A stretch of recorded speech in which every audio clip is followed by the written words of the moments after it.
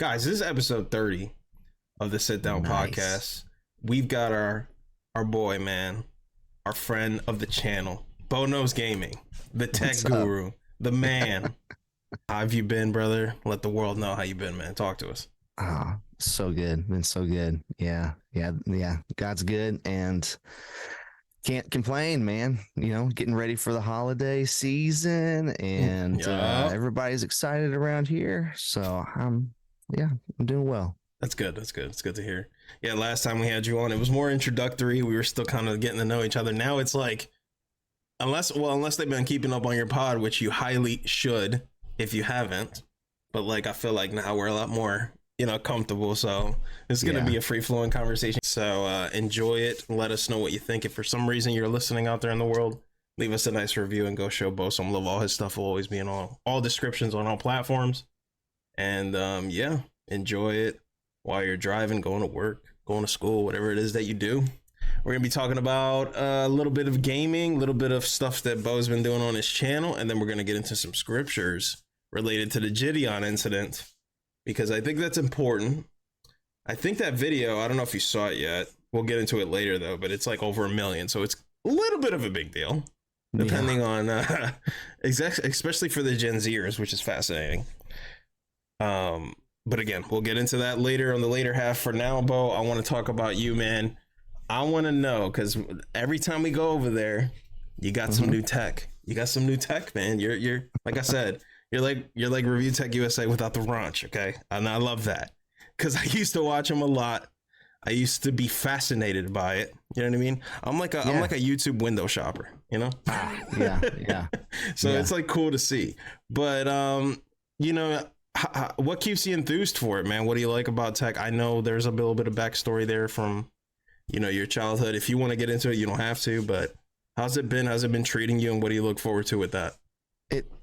It's interesting. The channel is Bo Knows Gaming, and everything that I do is gaming related in some way. It's not just tech, but it's always related back to gaming. It's been interesting because I do have like I don't know, like when I was a really little kid, okay, I had a granddad who, if something broke in the house, he would keep it until I came over, and then we would sit down and we would disassemble it together. Like if it was a coffee maker or a can opener or a watch or whatever it was, and he would like show me, okay, this is what this does and this is how this works. And he would like take it. We would it was like we were dissecting a frog, but it was, something mechanical. And, and that was just like, I loved that. Like I fell in love with that. And I think, a lot of it was just because I was doing it with my grandfather, like it. And when he passed away, I've never really, like, he was in the Navy. He was a World War II veteran, and they, the Navy came and played taps at the funeral. And it's like, I got to know that man. Like that man was my grandfather, and I remember taking, I had a digital I'm getting teared up now. I had a digital camera. I had a digital camera that had broken. It had just stopped working. It was old and it just didn't work anymore. And I took it apart and I put it back together. And then I took it to his grave and left it on the tombstone and just like prayed and thanked God that he was a part of my life, that I had such an awesome grandfather, and so that's kind of like where it started way back when I was little. And then he passed away when I was in my 20s. But anyway, and then I had a cousin who I think I told you guys last night that I only had, growing up as a like elementary school growing up, I had a Nintendo and kind of missed the whole Super Nintendo thing, but I had a Nintendo. But my cousin, he seemed to always have whatever it was that was cool. Like he had a Nintendo, but then he got a Sega Genesis, and he had a Game Boy, and then he got a Sega Game Gear. And I remember him coming over once for like a family gathering, and he brought his Game Gear, which had this atrocious battery life. But so you basically had to keep it plugged into the wall because it would use double A's, but it would just eat through them so fast. Yeah. Because it was like it had a color screen, and it was the first time that I'd ever seen like a portable colored screen, not black and white. Or like the Game Boy was like green, and it was like this green LCD screen. It was kind of weird, but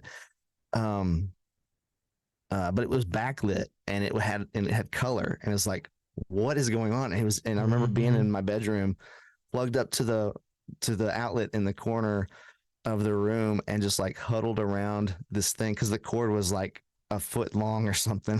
So just huddled there around this Game Boy, not Game Boy, Game Gear, and playing NBA Jam. And like just in awe, like the net was catching on fire, and it was just amazing. And so he passed away. He passed away a few years ago, and from an accident.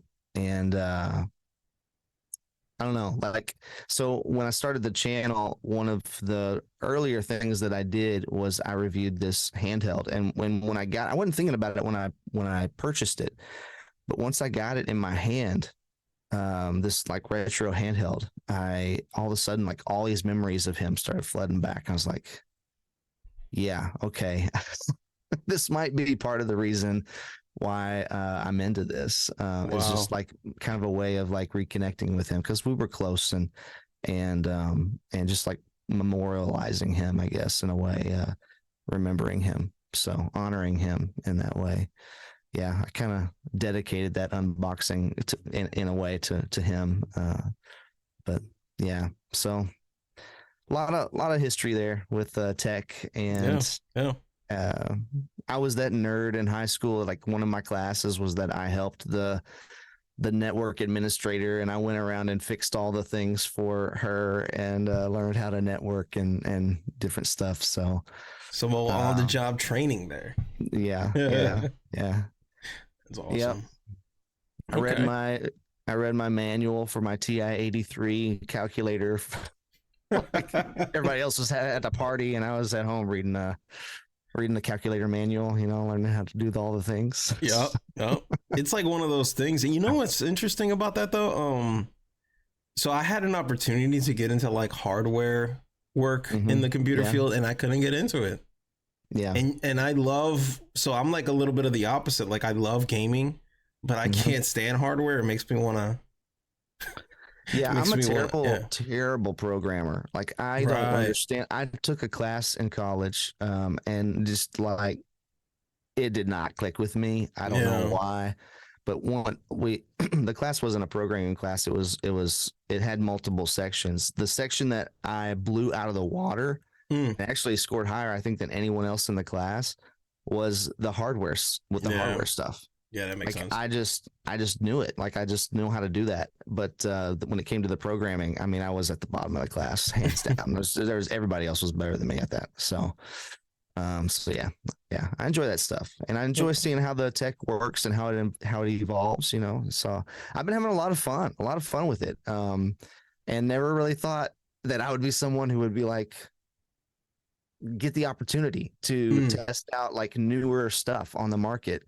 And so it's just been really awesome. And then to get to like help people know, is this the right product for me? Like trying to look at it from that perspective of someone who's trying to do their research before they spend their money, and trying to give them the best recommendation that I can, has been just really fun. So yeah, I feel like it's been pretty fruitful so far, and you're actually enjoying yourself. Would you say that too? Oh yeah. I've really enjoyed it. When I started it, I was just going to do game reviews, and I'm still doing some game reviews, but it's kind of changed over the course of the year, more into this tech stuff, because I found that one, that I'm enjoying it more than the game reviews, and two, people are watching it more than the game reviews, and so it's just kind of worked out that way. But yeah. Yeah, That's it's been awesome. fun. Yeah, it's a smart idea to tackle both, I think, because you can still, um, and I don't mean this in a bad way, but I think you can still maintain your channel's relevancy with like the times, you know, because things are going quick. I mean, you know, this last Yeah, year was insane. yeah, Like it I was. couldn't talk. I'm not even doing it. I can't imagine being in your position and talking about all the games that were releases. I don't even think it's possible. It's You can't. crazy. Yeah, you just have to skip some. Yeah, But the idea of like blending maybe some reviews or some discussions with hardware, I think that's really cool because you still get to do what you're passionate about and yeah, still also, you know, be relevant to the algo. So kudos to you for doing that, man. You're almost at 1K. Is that correct? yeah. I haven't checked today. I think I was at like 9:55 last night or something like Yo, that. yeah. I got to make it my I'm at, mission to get you to 1K, man. I'm so excited for you. no, I'm That at 966 right now. 966. Yeah, Okay, right there, yeah. man. So Yeah. pretty close. Yeah, this should And be up hopefully the same day. So, guys, yeah, help out, support our looks guy, man. looks like I need about about 350 more watch hours too. So Okay, getting okay. pretty close to that mark as Yeah. well. Yeah. I know we talked about it a little bit. I don't know if you want to let the public know, but is this something that you're gonna be like continuously doing? Is there something you'd like to do in the future? You're taking it day by day. How do you feel about it? Because I know you were looking for certain marks to be reached Right. at any, Well, and go for that first, and then I'll ask you the next one. if this is something you're thinking of getting into doing, you need to Hmm. know that it is a lot of work. Like Yes. this is, I mean, unless you're like super talented and you have the gift of gab and you can just, you know, sit down and just say what needs to be said, and it's done and you don't have to edit anything and you can just post it that way. Some people can do that, you know, and it's really good and it's really captivating. I am not one of those people. I have to like really think about it and I have to script out what I want to say, for the most part. And it takes a lot of time to do that. You got to really know what you're talking about. So you got to put in if you're reviewing a game, you got to play the game. Like you got to put Right. in the time to play the game and know what's good about it and what's bad about it and what could be improved, you know. And then you got to put that down and script it out and in a way that makes sense. And then you got to shoot the video and shoot the B-roll and then you got to edit all that together. And then you got to fill out the huge form on YouTube that say, hey, here's the title, here's the description, here's the tags, here's all the stuff. And all of that takes a lot of time. And so, you know, there's a reason why some people do this as their full-time job because it takes that much time out of your week. And it's not easy. And creatively, it can be draining, you know, it's can be exhausting. And so, you know, if you're thinking about doing this, that's one thing I would say is that you need to know like there's a cost to it Yeah. and it's going to come, you know. So the reason that I'm like was hesitant to say, yeah, this is what I'm going to do going forward is because I need this to be something that is good for my family. Like I need to be making money doing this. We're a single income family, and so it would be really nice if we like it's hard to save for retirement or whatever to if you're single income plus you're kind of almost living paycheck to paycheck. I think we're a couple of paychecks ahead at this point, but because of my wife, she's a budgeting wizard. But it would just be nice to have some more income and to do something that, you know, that I like. And I thought about, you know, I could get like a second job maybe, but then I've got to keep their hours Mm. and I can't keep my own hours. I wanted something where I could keep my own hours and earn some income, but still be able to spend time with my family, you know? And so this is kind of where I landed. It's something that I've always wanted to do, like for years and years and years. In fact, I don't think anybody knows this. I don't think I've told you this. I had a YouTube channel back in like 2008, 2009, somewhere in there that I kept, like when it was like really new and people weren't thinking about, nobody was talking about being a YouTuber, you know? I did movie Mondays. I had a new video out every Monday. I did that for like a year. And Okay. I had like kind of a small little following of people who'd be like they were upset. They was, you know, it was mostly people that I knew at that time, but if I didn't post a video, they were like upset about it. And it was just like stupid observations that I would make about my day or about being at the grocery store or whatever. And it was just kind of a goofy channel, but I really had a lot of fun with it. And I'm like, man. And then I had used a school email address for the login, and I lost that email. And so I lost the channel. But that's kind of my own fault for not switching the email. But I don't have access to that channel anymore, and haven't for like well over a decade. So it's still out there. I'm not going to tell you what it is because it's too dumb. But but you know, I had that experience and really loved it. And ever since then, I thought, man, it would be so cool to just be able to do this. And like I said, you know, I love gaming, I love tech, and to be able to do that in some way with that stuff would be really cool. And so this past January, I just decided, you know what, I've kind of just like lived in fear with it. Like, I don't know if anybody will care what I have to say. It'll be too hard to compete in that space because there's a lot of people doing it really, really well. And I just thought, I can't. I'm not going to be good at it. It's going to be bad, and then I'll be embarrassed or whatever. But I finally just decided, you know what, I'm going to just punch fear in the face and just try. You know, so I gave myself 1 year. I said, if I can't get monetized in a year, then I'm going to take that as a sign that, you know what, this just isn't what I should be doing with my time.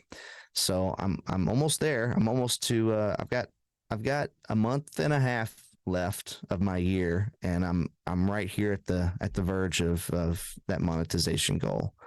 So but I need it to be good for my family to continue it. So of course that's kind of what I'm looking at as most important. Yeah. Okay. Yeah. And I respect that wholeheartedly. I appreciate the honesty. I think a lot of people, unfortunately, especially the younger ones, like, we have to remember that we live on planet Earth, and it requires a lot of money and a lot of time. So it's always better to have that like stable job first before you even think about getting into something like this, because it's not like everyone else where, like, some people, sure, they'll post one TikTok, blow up, and then their career is made.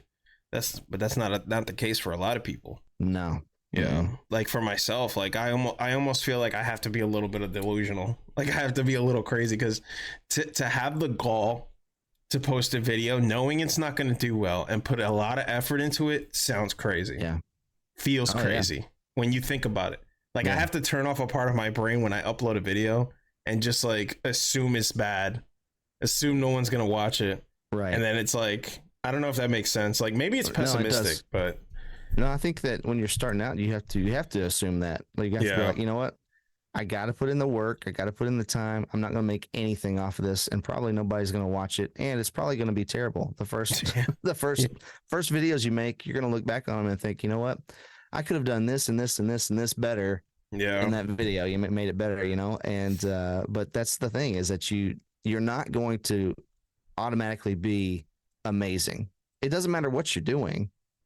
Like, Michael Jordan didn't wake up one morning and join the NBA, you know, like he put in the work, he put in the time before he made any money. You know, he had to become excellent at his craft, and in order to do that, he had to practice, right? And it's the same way with YouTube, and you got to put in the time, and you know, you got to realize, hey, probably nobody's going to watch this at first, and I might not get any subscribers from this video, but the more you do it, and the more consistent you are, the better you're going to get, and people are going to notice, and you're going to grow. It's just going to take time. Absolutely. Like, you know, I've been essentially I've had a second full-time job this year, and I haven't made any money on it, you know? It's like a glorified internship. Yeah. I've stayed up a lot of nights till 2, 3, 4 in the morning working on videos, and then getting up the next morning and going to work and doing my job, and then coming home and hanging out with the family, and then going back to work that night here in this space doing more videos. So I don't know how you do it, man. I don't know how you do it. By the grace of God, that's all I can say. There's no way I wouldn't be standing. But that's the passion it's gonna take. So I think I've seen a lot of people, especially being a streamer on YouTube in my community, I've seen a lot of people get discouraged.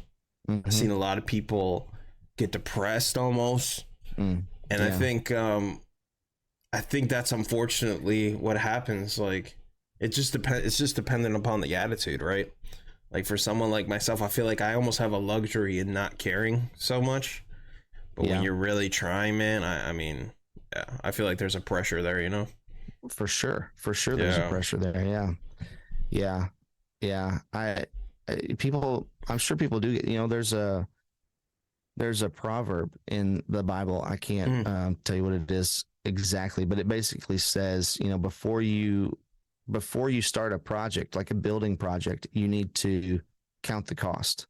You need to make sure that you can pay for it. And that's kind of how this is, before you enter, you got to be like, you know what? I got to be real about this. What is this going to cost me? And it might cost you some really rude comments in the comment section, and it might cost you some time away from other things that you enjoy. You got to decide, am I willing to pay that cost to make sure that this gets finished? Can I finish this? And, if it's like something that's causing you to be depressed, man, maybe you need to take a break, maybe you need to find a way an outlet to deal with that in a healthy way before you come back to it so you can handle it. Yeah. I think I found it for you. Proverbs 27:23. Be sure to know the condition of your flocks. Be careful attention to your herds. Give careful attention to your herds. Yeah. The importance of being aware and responsible for one's possessions and resources. Yeah. Yep. That's not the one I was thinking of, but that's another good one. Oh, it's another good one. Okay. Yeah. Okay. Hey, that's good. Hey, that's the Bible. That's really good. I could just turn to it and pull up anything with some wisdom in it. But yeah, like, yeah. Prayers out to you guys. Like I said, at the end of the day, we leave it up to his hands, and whatever he decides for us, we'll do. I think there's a lot of times where we have to just come to grips with the idea that not everything is meant for everyone. Yeah. And I feel like there's almost like a little bit of a projection sometimes, not content creators, but I think in life, we put on people where we expect them or expect things from them that just aren't what God wants for you. You know what I mean? And sometimes you got to take the hint. You know what I mean? Like, and you may think that, like, I'll give you a quick story. Like, in my experience, I've had someone straight up tell me, like, what's the point of you even doing that if you're not making money? And trying to explain that to someone who's not in the space is hard, because to them, it literally makes no sense. And it's fair. It's a fair criticism. You know what I mean? Yeah. They'll tell me, like, so you're spending this amount of time and you're not getting anything back? I'm like, well, not really. Maybe not financially. Right. That's what but they're looking at. There are other things that you can get back from it that aren't monetary. Yeah. Right. There are other reasons. And a lot of that just has to do with like helping people and the blessing that it is to help someone figure something out, or come to just help them understand a situation, right? And that's some of what you've been doing recently, more so recently, is that I've really loved, is like just bringing attention and clarity to a situation, something that's happening in the real world. And I've loved watching those videos from you, because you have such great commentary for those things. And thank you. So yeah, and I think that is a blessing to other people. And then because you're blessing other people, that makes, that is getting something back in a way, and makes it worth it. Because it makes you feel good as well. Like that you're able to help someone, that God was able to use you to minister to people. And there's a reward in that. So I certainly feel that way. More than just monetary. Yeah. It's in the context of this situation, I guess we were more talking about like the typical financial time equals money type of ideas, because I wasn't in the best financial situation at the time. So he was trying to like emphasize like if you're going to be putting time into something, you should be getting a financial return. But Yeah. sometimes, and I don't know if you'd agree with me, I don't even know if this is biblical or not. I'm kind of just going off on a whim here, but it's related to, your channel and stuff. Like, I feel like, and I've heard this from somewhere, I can't remember where, but it was something along the lines of like, creativity really gets pushed when you've got nothing to lose. Have you heard of this concept or this idea? Like, some of the best pieces of work seem to come from people who really have a motivation. You know what I mean? Yeah. And to me, like, I was so motivated despite me not getting anything that I felt like, and I'm not over here creating creative work, but I just felt so motivated to like get my voice out there, or so motivated to, create a fun way to play Fall Guys, for example, right? Which we did on YouTube. We started basically a whole new trend. I was so passionate about that at the time that I just felt like I got nothing to lose. Why not? So it was really pushing me. I was creating like a lot of different ways to play it. Now it's so creative that like, now the majority of people who do Fall Guys, they usually model off of what we started, and I'm happy for that. It's like I put a gift out there and I want to know what's next. But have you heard of this? Have you felt this yourself? Like, you ever feel like when you're kind of like pushed on the wall, it's like, that's when you really start to focus? I don't know if that makes sense though. Oh yeah, when the pressure's on, it does help you focus for sure. Yeah. And I don't know, like it's fun to create things. It's fun to, yeah. And I think that sometimes some of it is like, man, if you're in that spot where you're like, I don't have anything left to lose, you need a little fun. So like, let's create something. Let's see what we can do. Let's see if we can make an impact, and let's just see what happens. And so, yeah, that does happen. I think that, I have heard that before. That some of like the greatest works of art, for example, have come out of times when the person was just kind of at the end of their rope, so to speak, and had nothing left to lose, and so they just went for it. And it's definitely interesting. It's definitely interesting to think about it in those terms. Yeah, that sometimes like it's a self thing, because I also had a time gap. Now mine's isn't as strict as 1 year, and I know you'll meet it, hopefully, if it's God's will. But I gave myself like 4 to see like where I would be at, and if I feel like it's still worth the time, I'll keep doing it. But yeah, YouTube stuff is weird, man. So have you felt? We did talk about it briefly, but I'll let you go, and then I'll ask another question to you. My only thing with the year constraint was just because I do have kids. Like, I was like, I can't do this for very long with my kids who are growing up so fast. And it happens so fast. And I've always heard that people say, well, they grow up so fast. And I was like, okay, but I was a kid and I don't feel like it went that fast. But then the older you get, man, the faster time goes. And I don't even know where this year has gone. I mean, and my kids are growing up. Like, they have gotten so much taller this year, and it's crazy. And I start thinking about how old they're getting.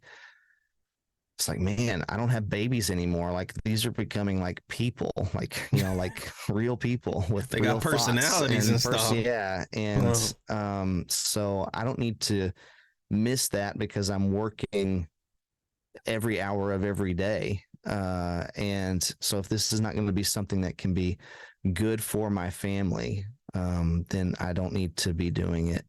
But that was the reason I did that time constraint. But creating is something fun. And speaking of just time in general, I got to a point a few years ago where I said, man, I am definitely not getting any younger. And I kind of had all these things that I had kind of like a bucket list that I thought, I would really love to do this someday. And I started thinking, well, if I don't start working on that now, what am I waiting for? Like, I could die tomorrow. Like, I don't have any guarantee that I'm going to be around for another 40, 50 years to accomplish anything. Like, I need to start right now and stop wasting so much time. And so I kind of have been on a journey the last few years to do one creative project a year. Mm. And this year it's been this. And a few years ago it started with an album. I've done some music stuff. I have actually 3 full-length albums out there in the world, and that's been really cool. That was a really cool thing. I think this past year my music was streamed in like 60 something different countries, and I didn't even promote it. It's out there now, so it's like that's kind of fun.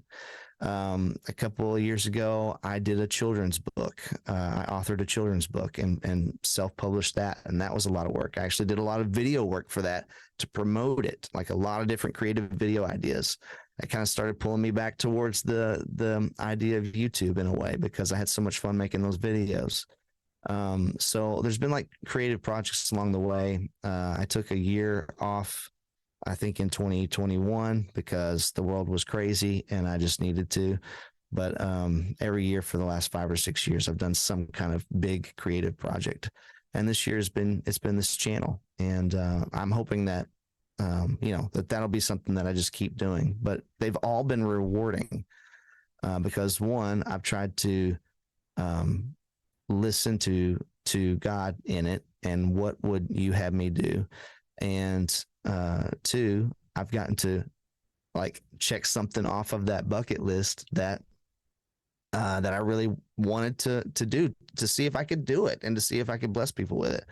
And it's been very rewarding. I've seen a lot of good things come out of all of it. So Look at that. Yeah. Okay. Yeah, I mean that's really cool. I like doing stuff like that. Like, mine's is not as complex as yours. I make it a goal to play a classic game I've never played before once a year. Hey, that's cool too. Yeah, just to like relive my appreciation for gaming. This year, I like every year it'll be something. Yeah. You just showed me Comic Zone the other night. I didn't know that game existed. I was like, man, this is awesome. yeah. It's something about that little like yearly routine. That's cool you do that. I didn't know you did that. Because to me, that's what I do every year. I make it a mission. Like at some point I gotta try something that I never played. Now that I'm about to hopefully get a Switch, like that's a whole nother can of worms, that whole library of games. Yeah. I'm gonna have to dive into that library. Huge library, yeah. That's what I'm saying. They've made some classics. Like 20 years from now, people are gonna be like, remember that classic game, that retro game from the Switch? And there's gonna be a bunch of them. There's a lot of good games on Switch. Yeah. So yeah, creative ventures like that is cool. It's something about that. I can definitely relate. Like I didn't stick with it, but I tried to dabble in like learning how to play guitar, or I don't even know why I even entertained the idea of being a stand-up comic. That went away quick. But yeah, because you're hilarious. No, I am. You learned that. That's what I'm saying. Like stand-up, I feel like you learn really quick. You're not as funny as you think you are.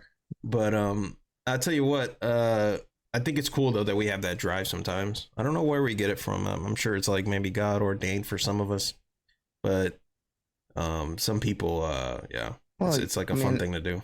Yeah, I think so. I mean, the Bible says that God created us in his image. And right there, you got it. He created us in his image. Like he's a creative God.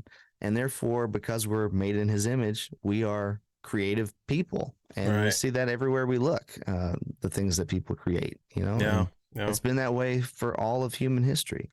Yeah. So I do think that that's a God-given gift. Yeah. I had this discussion with someone who was a non-believer, right? Yeah. And he was saying, he was like, why do you guys always thank God? You don't give yourself any credit. Interesting question, right? Because he's looking at it from the outside. He's looking at it like, he's like, look, like you guys had the choice to make it. You put in the work. Why don't you give yourself some credit? And I was trying to explain to him, and I'd love to hear what you think first before I do. But I was trying to explain to him that like it kind of keeps us humble and realize that he's the ultimate source. Yes, we did the work ourselves. Yes, we created these things. But at the end of the day, we thank God because he even gave us the opportunity to even do that, right? Because a lot of us don't make it tomorrow. Right. So the fact that we have another chance to honor him and keep him at the forefront despite what we make, I think that's a very good thing to say. But what would you say to someone like that? Well, I think you're right. I think that it is thanking God for the opportunity and for the resources to accomplish the goal. Because again, you know, we believe and would say that he is the source of everything, that he is the creator of all things. And so, you know, and you might say, well, he didn't build my house, I built my house, or whatever, you know, just if you're a carpenter and you built your house. Sure. But God created the trees that provided the lumber. God created the minerals that turned into the metals that you used for nails and screws and whatever, you know, like he created all the tools that you needed, or all the things that the tools were made of. He made all of those things, and he formed you and gave you a mind that could make sense of the blueprints and that stuff, so that you could build it and build it well. And so, and he provided the air that you're breathing right now so that you could stay alive. He provides the rain and the water that keeps you sustained. Like, there's so many things that he provides. Do you have control over the rain? Can you provide fresh water for yourself? Like, you know, like, yeah. So there's so many different things that he provides in the creative process. And I would even say that he gave you a desire to create the thing that you are wanting to build or create, like, and again, gave you a mind that's capable of thinking through that thing, thinking through it and making sense of it and bringing it to fruition. So there's a lot of reasons to thank him. Now, it's not saying like, and it is partly, it keeps you humble, right? To remember that I need to thank God because he's the source of all of this. Yeah.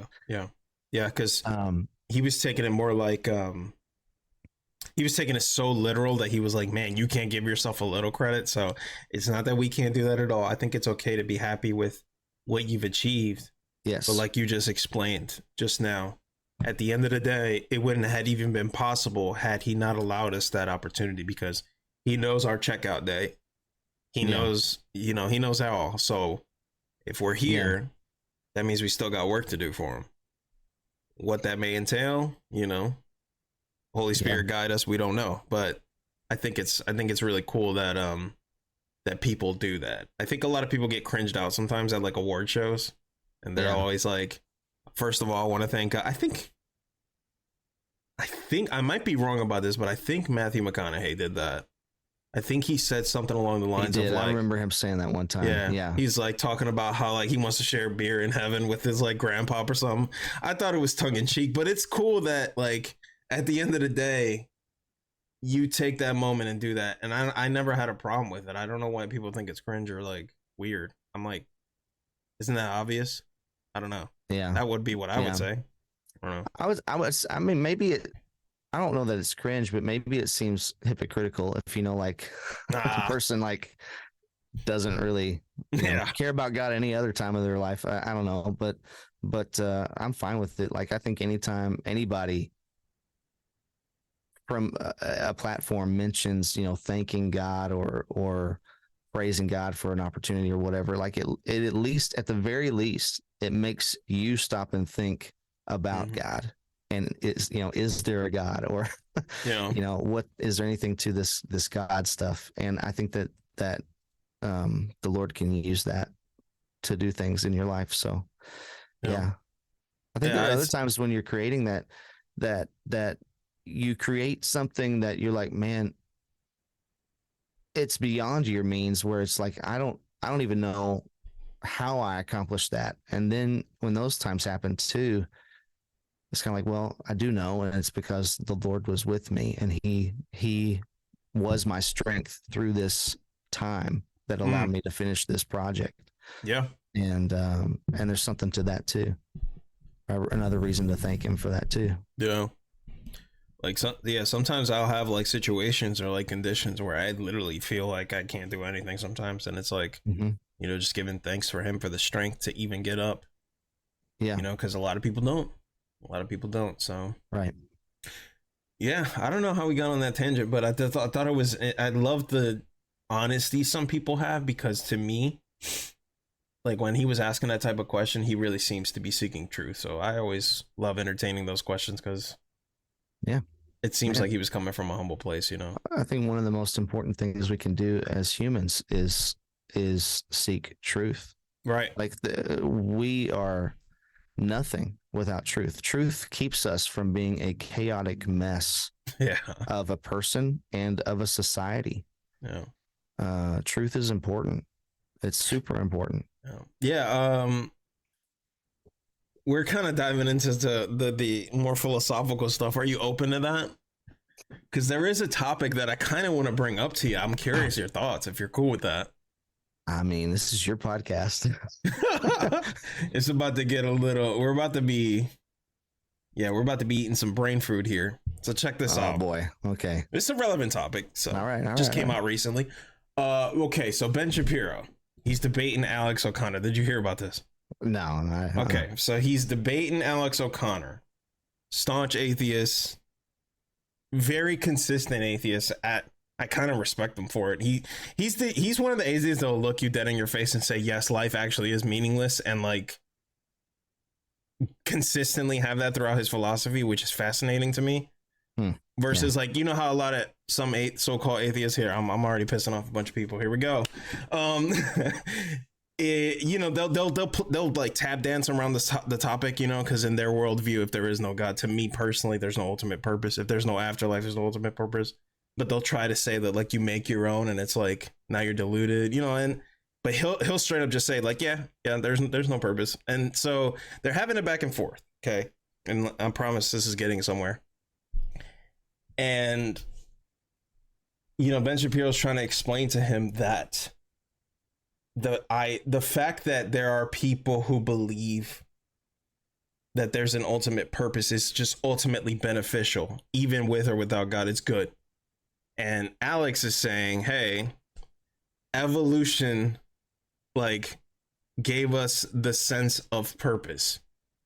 Life is still meaningless, but thank goodness, or thank whatever in his eyes, we evolved the idea that life is meaningful and that there is purpose. And I'm just like, I'm just like, man, like that's so depressing, you know? Like, yeah. Let me ask you this. Yeah, sure. If you stepped into the, I want to preface all this by saying, look, I do know who Ben Shapiro is, and he's really smart. No matter what you think about what he says. Oh yeah. He is a highly intelligent person. And I do not pretend for even a second to be anywhere near as intelligent as he is. But no. With that said, if you were to start to cross the street and you missed the fact that a bus was hurtling towards you, and someone reached out and grabbed you and pulled you out of the way just in time, and for the bus to not smash you, right? Would you not be thankful that they are alive? That they are alive because they were alive to pull you out of the way of the bus. And if you're thankful that they were alive to save you, does that not give their life some meaning? Some intrinsic value? Because they just saved you from getting crushed by a bus. Right. So I would disagree with him. Life does have meaning. Like it, no matter what you believe about God, the part of the meaning of life is that we can help one another. Like we can help one another. We can save each other's lives in extreme situations. Yeah. Because Ben Shapiro's main argument was basically that we wouldn't even function if everyone kind of walked around and just believed that there's no ultimate purpose. We would not function as a society. Alex is saying that evolutionarily, in order for our species to continue, we gained basically the ability to care. And I'm just like, this dude, man. See, and he's looking at it from the viewpoint that there is no God because he believes that there is no God. Right. So he sees a difference between humans and animals, and he kind of sees it in a way like you and I would probably see it, in that, yeah, we do have meaning now, but that came from evolution. I would say we have meaning because it came from God, because God, he created us in his image. He didn't do that for the other animals. He breathed life into us, gave us a soul. He didn't do that for the animals. And that's what the Bible teaches. And so we are different than the other animals because we were made again in his image. Yeah. And given the breath of life from him.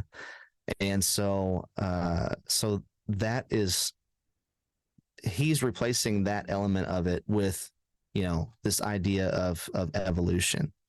Yeah. Because I feel like atheists lately have been having a hard time with that. They aren't able to like replace the feeling of purpose anymore. They kind of just like, they're just too busy stomping on everything that is meaningful in terms of like God, and then they haven't replaced it with anything. And so now you have people like him who will straight up look at you in your eyes and say, yeah, life is meaningless, but you clearly see they don't act like that. Right. You know what I mean? So to see him, I don't know, me personally, like when you watch the video, if you do, or anyone who's watching it, if you have watched it, let us know in the comments.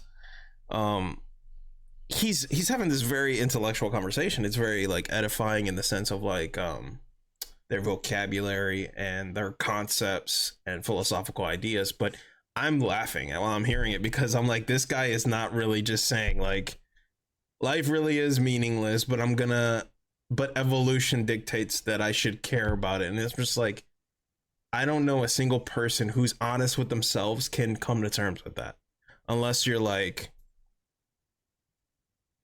you just have a disconnect of emotions. I don't know. Like me personally, I couldn't do that. That's kind of how I came to Christ.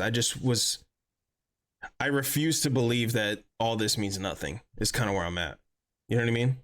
Now, what best explains why I'm here? What best explains the feelings that I have, right? Why do I even care about certain things? Why would, like, if I saw someone almost getting hit by a bus, why would I even care enough to stop that?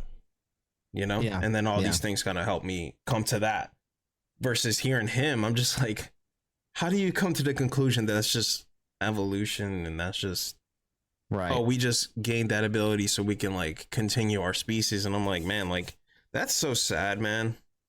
So sad because he's so intelligent. He's not like a dumb kid, you know? Right. Yeah. But it just, even the most intelligent people, being intelligent doesn't mean that you are immune to deception. It just means that you're intelligent, and maybe you can figure out things before the deception takes you too far down the wrong path. Right. But yeah, I think that okay, like I have a tendency to pull everything back to the Bible. As we should. Let's do it. That's the way that I think and process things. So through that lens, but the Bible talk, when we read the creation story in Genesis, God makes all this stuff, makes all the things, speaks it into existence. And then Satan shows up and he says to Adam and Eve, did God really say? Did God really say this? And he's like, what? The truth is that God knows if you eat of this tree, you'll become like him and you'll know good and evil. And so that, like, in a way, like, I think Adam and Eve were intelligent people, but they fell for a deception. They said, oh, we could be even better. We could be like God. Oh, well, let's do that. Let's be like God. But God said, don't eat of that tree because it's gonna kill you. And he was right. It brought eating of the tree. Sin brought death into the world. The deception was mixed with a little bit of truth. Did they become more like God? Yeah, they did, because they became aware of morality. But did they also die like God said? Yeah, they did. and I think that a lot of people would say, well, hasn't science disproven the idea that God created everything? No, it's called evolutionary theory. It hasn't been proven. It's called the Big Bang theory. It hasn't been proven. No. And really, you can take a lot of the elements of that and say, well, yeah, but here's how if you look at it from if you're over here, just move over here and look at it from this other perspective, and it still fits. It still makes sense. And evolution, the deception of evolution is just that, a deception that is trying. If I think Satan knows that if he can discredit the creation story, then we can throw out the whole Bible. Because if you can discredit any part of it as untrue, when Christians would say all of it is true, if you can discredit some part of it, disprove it, then we have to be forced to look at it and say, well, if that's not true, maybe this other part's not true too. And then it all comes into question, all of it. So all Satan has to do is disprove one part. And if he can deceive people into thinking this part's not true, therefore none of it's true, well, then he has them in a corner. And I think that that's a lot of what we see going on in the world. Yeah. And it's gotten to the point now to where, again, like I said, like we got people like him who, with a straight face, deny all purpose, right? Even though he doesn't act like it, right? He doesn't act like life is purposeless by the way his actions portray. But it's gotten to the point now to where, people just straight up not even attempt to entertain that idea, not even attempt to engage with it. And it's just, it just makes me sad. But at the same time, like, you can only do so much for some people. But to have someone, he kind of put him in a corner. He kind of like said, like, basically, like I'm saying, like he said, look, man, you don't act like life is meaningless. And you know dang well that society wouldn't function if we all thought that way. So, yeah, you're right. To him, I guess he I don't know if I can judge him, but if it's gotten to the point now to where you are making excuses for life being meaningless, I think it's kind of weird. It's kind of hard to get to someone like that, maybe. I mean, anything's possible, but like I said at the start of this, is that somebody pulled you out from a bus. Does that not give their life meaning? Just in and of itself, yeah. So I think that's pretty easy logically to work around. People's lives have meaning. Right. If somebody taught you how to plant a garden and you were hungry, does that not give their life meaning? Right. Taught you how to fish and you need food today. Does that not give their life meaning? Like it's so easy to, you think of 1,000 scenarios around that. And then the idea of how that person even got there to begin with, right? Yeah. Like my wife, for example, I should have never even met her. She's been to like 6 different states. Really? Just in her whole like childhood. Yeah. She could have ended up anywhere in the world, Yeah. Yeah. So the fact that I even met her is crazy. The fact that we even got here is crazy. You got to where you at, I got to where I'm at. Yeah. Yeah. Yeah. Yeah, it's a shame.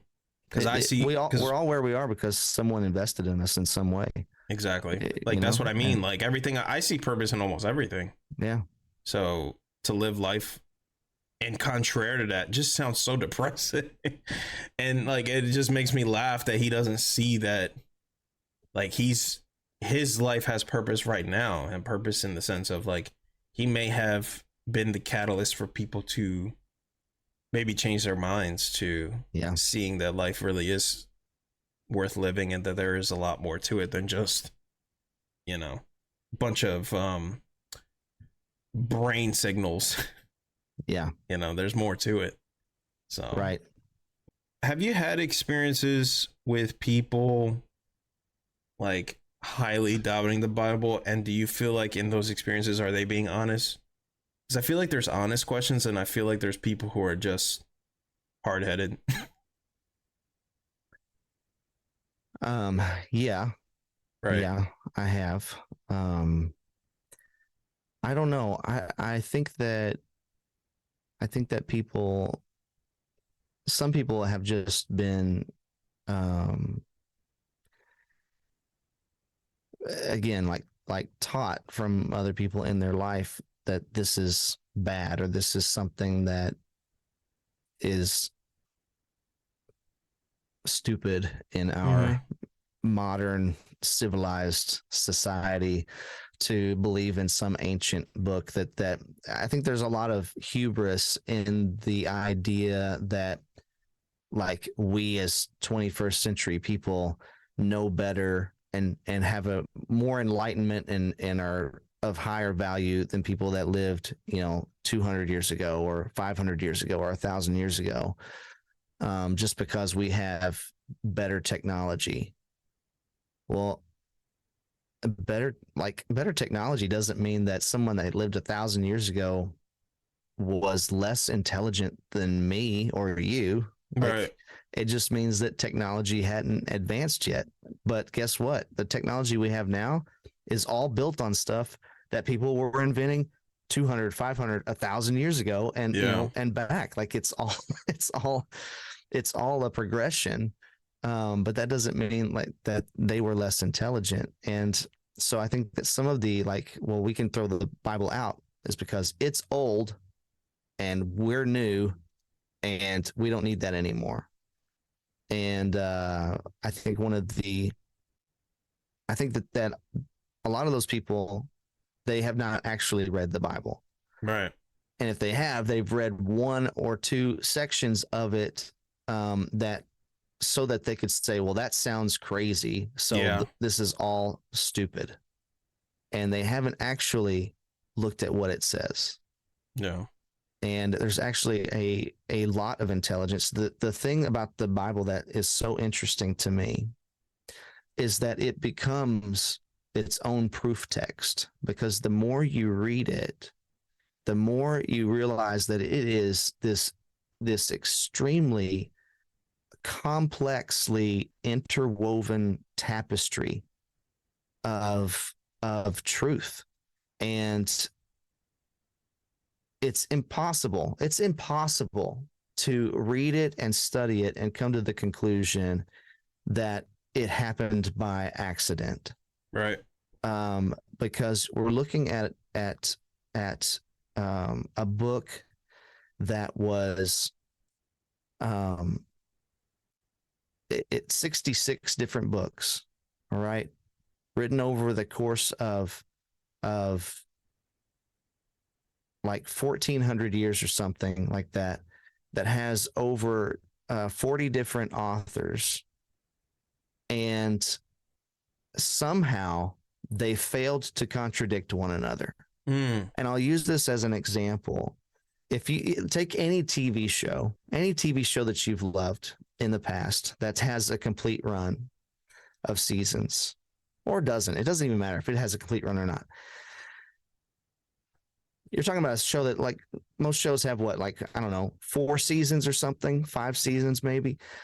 Some run longer, some don't run but one, like, but within any show, you're going to find that there are inconsistencies, Yes. that there are characters that start off one way and then later they say something that contradicts something that we learned about them in a previous season, or there's like plot holes in things or whatever. There's inconsistencies. And we're talking about a show that ran for a few years with the same actors and with people whose job it was to keep things consistent, writing a show.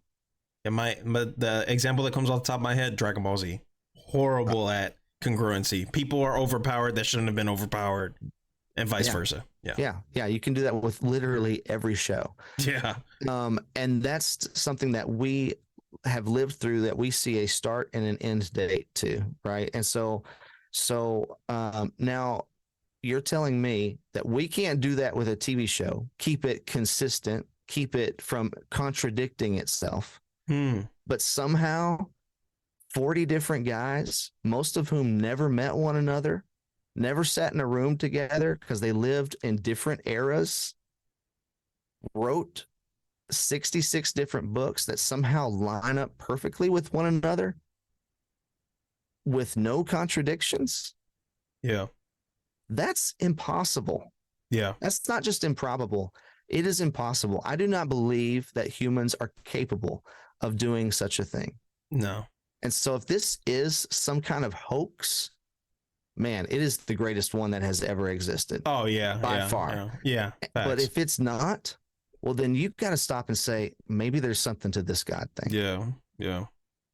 You It's have either to. absolutely insane or it's true. Those are the only two options. Yeah. Yeah. Yeah. It's like rolling the same number on a die 40 times. What? No. Just doesn't happen. Yeah. Yeah. In a row, right? Just doesn't happen. So yeah, the more I'm reading it myself, the more I'm learning it. I think what's important to note too, and a problem a lot of people have, because there are people who read the Bible and it's actually caused them to not believe anymore. So I want to I want to give a warning to those of you who are listening. If you're still here at this point, we appreciate you. But I'm going to clip this part because it's important. I think you need to know how to read the Bible. So correct me if I'm wrong here. I think you need to understand that the Bible was written for us, but not always to us. Yeah. You see? So there are certain books in the Bible that were written to a specific subsect of people. Right. In a specific culture, a specific way of being. They had their own mannerisms, ideas, philosophies. It was a totally different era. And so what happens is that we read it on our own modern day culture biases, and we're looking for errors when it's like you need to understand who they're speaking to. Right. One of the best examples I can give is a lot of people, one of the main criticisms I've heard from some people, not all, is, why was Jesus so vague? Why was he always just speaking in parables? Why not just say directly, this is that and this is that? In a verbal culture at the time, which a lot of people don't know this, things were passed down verbally a lot of times, in the old Jewish culture, it was almost expected to remember, for example, genealogy. It was expected for you to remember the story of Moses, and you can recite it verbally, Parables are such an easy thing to remember. Yeah. It's kind of like the boy who cried wolf. When I say that, you already know the story. Yeah. So when we say, the parable of the oil lamps, right? Yeah. All the I think it was all the brides trying to get their oil lamps prepared. Is that correct? Yeah. Yeah. Like I can kind of remember now what Jesus said in that aspect. So right. The parable of man, there's so many. But if you say it, like it's like we can remember, you know what I mean? So yeah, you're right. Yeah. So it's like stuff like that is important for you to make sure you have a subnote or like a footnote on the top of your head before you read the Bible. This is not like directly at you always. Not always. Some, but not always. You will always be able to learn something from it. You can always glean something from it that will apply to your life. And that's another interesting thing about scripture is that, I'm doing a Bible study actually right now with someone who isn't a believer. Right. And the thing that they're taking away from it most of all right now is how much it's making sense to them when they honestly never thought that it would. It's making sense to them in their personal everyday life space. Like they are seeing things play out in their workplace that they're like, you know what, that really applies to my situation there right now, or that really applies to this relationship that I'm in right now with this coworker or whatever. And yeah, the Bible's right. If we did things this way instead of the way we've been doing it, it would work better. Like life would just work better. And so it's interesting to see him come to that conclusion. On the other side of that, to what you're saying, you're right. There is a lot of, you have to take into account the cultural context of that time when it was written. You have to take into account the geographic context of when it was written, the socio-political context of when it was written. There's a lot of history that you have to take into account when you're interpreting the Bible, because all of that is playing into what is being said. And so that's kind of like extracurricular work. If you're going to really study and understand the Bible, you need to know some of those things. And that's stuff that, I mean, you can learn from credible sources online. And that does not mean that does not always mean TikTok or Instagram or No. or YouTube. No. Sometimes you need to go to people who are actually scholars in those areas to learn those things. But yeah, you got to take into account the context, and you can't just take one verse and read it and interpret it through your modern 21st century lens. You have to really think about it. What would the people originally hearing this, what would it make them think about? Yep. And that is super important. When interpreting the Bible. Yeah. For me personally, it's been much more edifying doing it that way versus just letting someone tell me what it's saying. Mm-hmm. I'd rather do it myself. Mm-hmm. I'd rather do the research, understand the context. Why was it? And here's my my simple 3-step. Before I even read a book, I would say even 4. Before I even read a book in the Bible, I say, who wrote this? Do we know the author? Right? What exactly is the context as to why this was written? And what period was it taking place? And make sure you pray before you read it, because you need that guidance by the counselor. But those would be my top 4, because at the end of the day, if I don't even know why this was written, I don't even know what it was written for, by who, because some books don't have an author, but it doesn't take away from its value. But I think it's important to know that sometimes. For me personally, everyone's different, but it's been edifying to me, and it's been clearing up a lot of things that people have told me, and I'm just like, wow, that's so messed up that you weaponize this part of the Bible. And now that I read it, I'm just like, now it's like, man, I can't even take anyone's real word for it. Like, there's so many people do that, and it's like what we were talking about earlier. Some people take parts to weaponize it, or it sucks, man. They do. It sucks. They do. Yeah, I mean, that's exactly what Satan did in the garden with Adam and Eve. Yeah. He used God's words, but he twisted them. Yeah. And turned it into something it wasn't, and used it to trick them into eating the fruit of the tree. And so, and that game hasn't changed. It hasn't changed one bit. It hasn't changed one bit. It's still going on. I was watching the video. Go ahead. And I got one more thing. Please do. I had a mentor, like several years ago now, one of the things that he would always say is, do not let yourself be at the mercy of the teacher.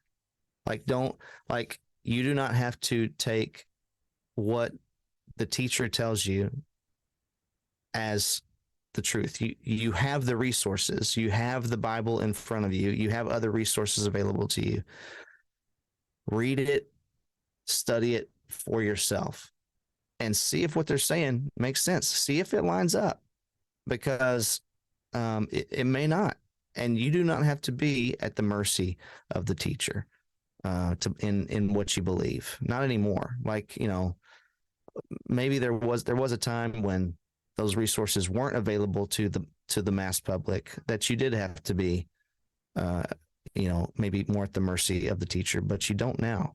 So don't. Study it for yourself. One, you're going to get way more out of it that way. You're going to remember it better if you do that. Yeah. And 2, you're going to be able to spot anyone who's not teaching it right. You're going to be able to spot it and know that doesn't quite make sense. Yeah. Because I've been really making sure I Bible fact check a lot of people, because there was a video I saw recently. I didn't get to tell you about this, where very popular video talking about how, having a Christmas tree is pagan, and how the Bible disproves it. And he uses the verse in Jeremiah where it's talking about carving, wooden idols. And when I actually read it in context, understood why it was written, who it was written to, I was like, I can't believe the dishonesty right now. Like, it's not the same thing at all. It's not the same thing at all. So I'm just like, I can't believe it. Like and I'm like, Like, you have no conviction. You grabbed your microphone and recorded yourself saying, "This is about Christmas trees." You have no, and I'm not gonna claim righteousness, because you know what I mean. Like, I'm a pain in the, I'm a work in progress too, man. I'm a pain in the butt sometimes, but Yeah. if you're gonna like criticize something, just be honest. Is that hard to ask? I'm sorry, I'm kind of like ranting right now, but just be honest about it. That's what I'm saying. It's fine if you think that. I don't have a problem with it. You know, everybody has their own convictions, as we say. But good grief, you don't have to make things up. Yeah. You know? And then that was just, yeah. So I was watching that video and my jaw was on the floor. I couldn't believe it. I was like watching. I was like, he just did that with a straight face and then went with it. And he's like, you guys need to repent. The Bible talks about Christmas trees. I'm like, oh no. He's seriously running with that. Yeah. I've read those arguments before. Oh man. Yeah, no, it's some, I don't know. There's like a lot of different stories about the origins of Christmas trees and how that came to be out there. And I don't know, you know, some, I don't know how much of it is, I don't know which one is true or how much of them are accurate, but you know, if you, an object, there's no object like that just grows in nature that is necessarily, that's evil just because it exists, right? It's what we do with the objects that make, it's the action done with the object that makes something evil. Yeah. And so if you have a Christmas tree in your home and you're using it as an object to perform some pagan ceremony or worship the devil in some way, right? Then yeah, the Christmas tree is helping you perform something evil. But if you're cutting down a Christmas tree, something that we call like evergreen, because it always seems to have life, and you're letting that remind you that Jesus came to bring us life, even in a season of the year where everything seems dead, because we were once dead and Jesus brought us life. Like that would be the Christian perspective, I guess, of bringing the tree in. And then you put the lights on it because Jesus was the light of the world. The light of the world came into a dark place, and you put a star on top or an angel on top because, hey, the star signified the coming of the King, and the angels came and proclaimed that of his coming in glory. And you know, like there's all this symbolism, and we don't worship the angel. We don't worship the star. No. We don't worship the tree, but those things are symbolic of what Jesus came into the world to do and who he is. And it reminds us of those things. And so in that case, the symbolism of the same object is used to glorify God for what he has done and what he is doing. And there's nothing sinful about that. I don't think so either. Yeah, it's a shame. Like, I was watching a video prior to this, and the guy was pointing out a good point. Like, I feel like we almost have like an unhealthy relationship in America here with celebration. It's either like we do it or we just abstain from it completely. Like, it's all bad. And I just wish we need it. I'm gonna start the campaign now. I'm gonna start this ongoing battle that I think it's okay to celebrate in the name of God. I just don't see, because at the end of the day, whose tree is it? Yeah, it's his. Everything is his. So if I'm doing it by his glory, I'm glorifying him. I'm thankful to him in everything that I do. We got to stop vilifying that. We just have to. I think it's so unproductive. Like, we're not getting anywhere. And I think we're punishing creativity. Yeah. In a way, with that type of culture on all fronts, you know, like and not just from non-believers, but from believers as well. Like, I'll give you another example that maybe, you know, if people listening who don't believe in God and stuff, this might make more sense to you. Like, it's not so religious, but like you can take alcohol, which is something that it comes from something that grows. You know, we get grapes, and if we let them ferment, like, it turns into, it creates alcohol, right? So You can take alcohol and you can use that object. You can drink too much of it and it can lead you to do some evil, vile things, right? Because you're not in your right mind, and that happens. But you can also take alcohol and you can put it in a wound and you can save someone's life from infection. Wow. Right. You know, one of those is bad, but one of those is used for good. You know, so like the object doesn't make the sin. It's what we do with the object that creates the sin. Yeah. Amen. Yeah. Well said. Yeah. Yep. I love that. I love that. Yeah. Yeah. I heard it best said. We need to remember that at the end of the day, it's all under the foot of the one true God. And also we have to remember at the end of the day, we have to stop giving bad things so much credence. I think it's just a strange way to live.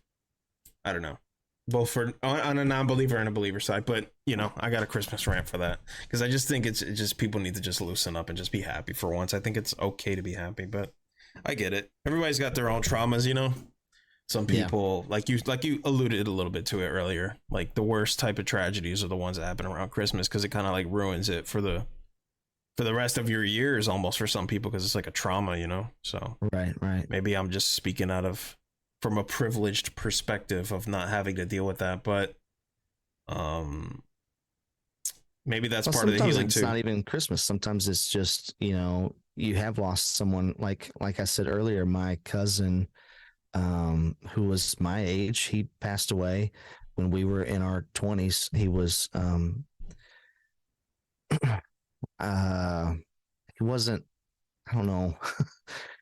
he was killed by someone who should not have been driving, who had their license revoked. Wow. But they were driving and they ran over him. Okay. So I'll just say that. And he lost his life, and that was in the summer. But Christmas is still really hard for my aunt and uncle because they don't have him there, like still. And that was, you know, that was a long time ago now. That was like, I think like 16, 17 years ago now. Still hard for them. Yeah. Still hard for all of us, but it's especially hard for them because they lost their child, and that wasn't at Christmas. But Christmas is still hard because he's not there. So there are things that happen, and sometimes it makes the holidays hard for people. Yeah, my condolences. That's horrible. I noticed, like, with loss like that, man, you almost never really get over it. You just get used to ignoring it. It's one of those things, like, you know. Well, yeah, you definitely have to learn how to grieve and learn how to move on with your life. You know, it doesn't mean you forget about them, though. You know, you can't. Yeah. But there's a way to do it. You know, there's a good way to do it, and there's a bad way to do it. We don't let it defeat us, but we give thanks in the ways that we can. But man, it's rough. I sympathize with you guys for that. I've had something like that too, like where a tragedy would happen around Christmas, or not, like you said, not even around then, but just the fact that they can't be around. Wow, man. Yeah, that's a good way to put it. A lot of us forget, so we're humans, man. So I'm gonna try to be careful and not be as rough as I usually like to be. Keep those in mind, because it's a good point that you mentioned there. You got to remember that not everybody had it easy. It's all part of our testimonies, I guess. Yeah. You know. Yeah, and thankfully, you know, even though my aunt and uncle had a hard time going through that for a lot of years, like they're at a point now, like they never lost their faith. They questioned a lot of things in that time, as one would. Yeah. They questioned that, you know, a lot of why would God let this happen kind of a questions.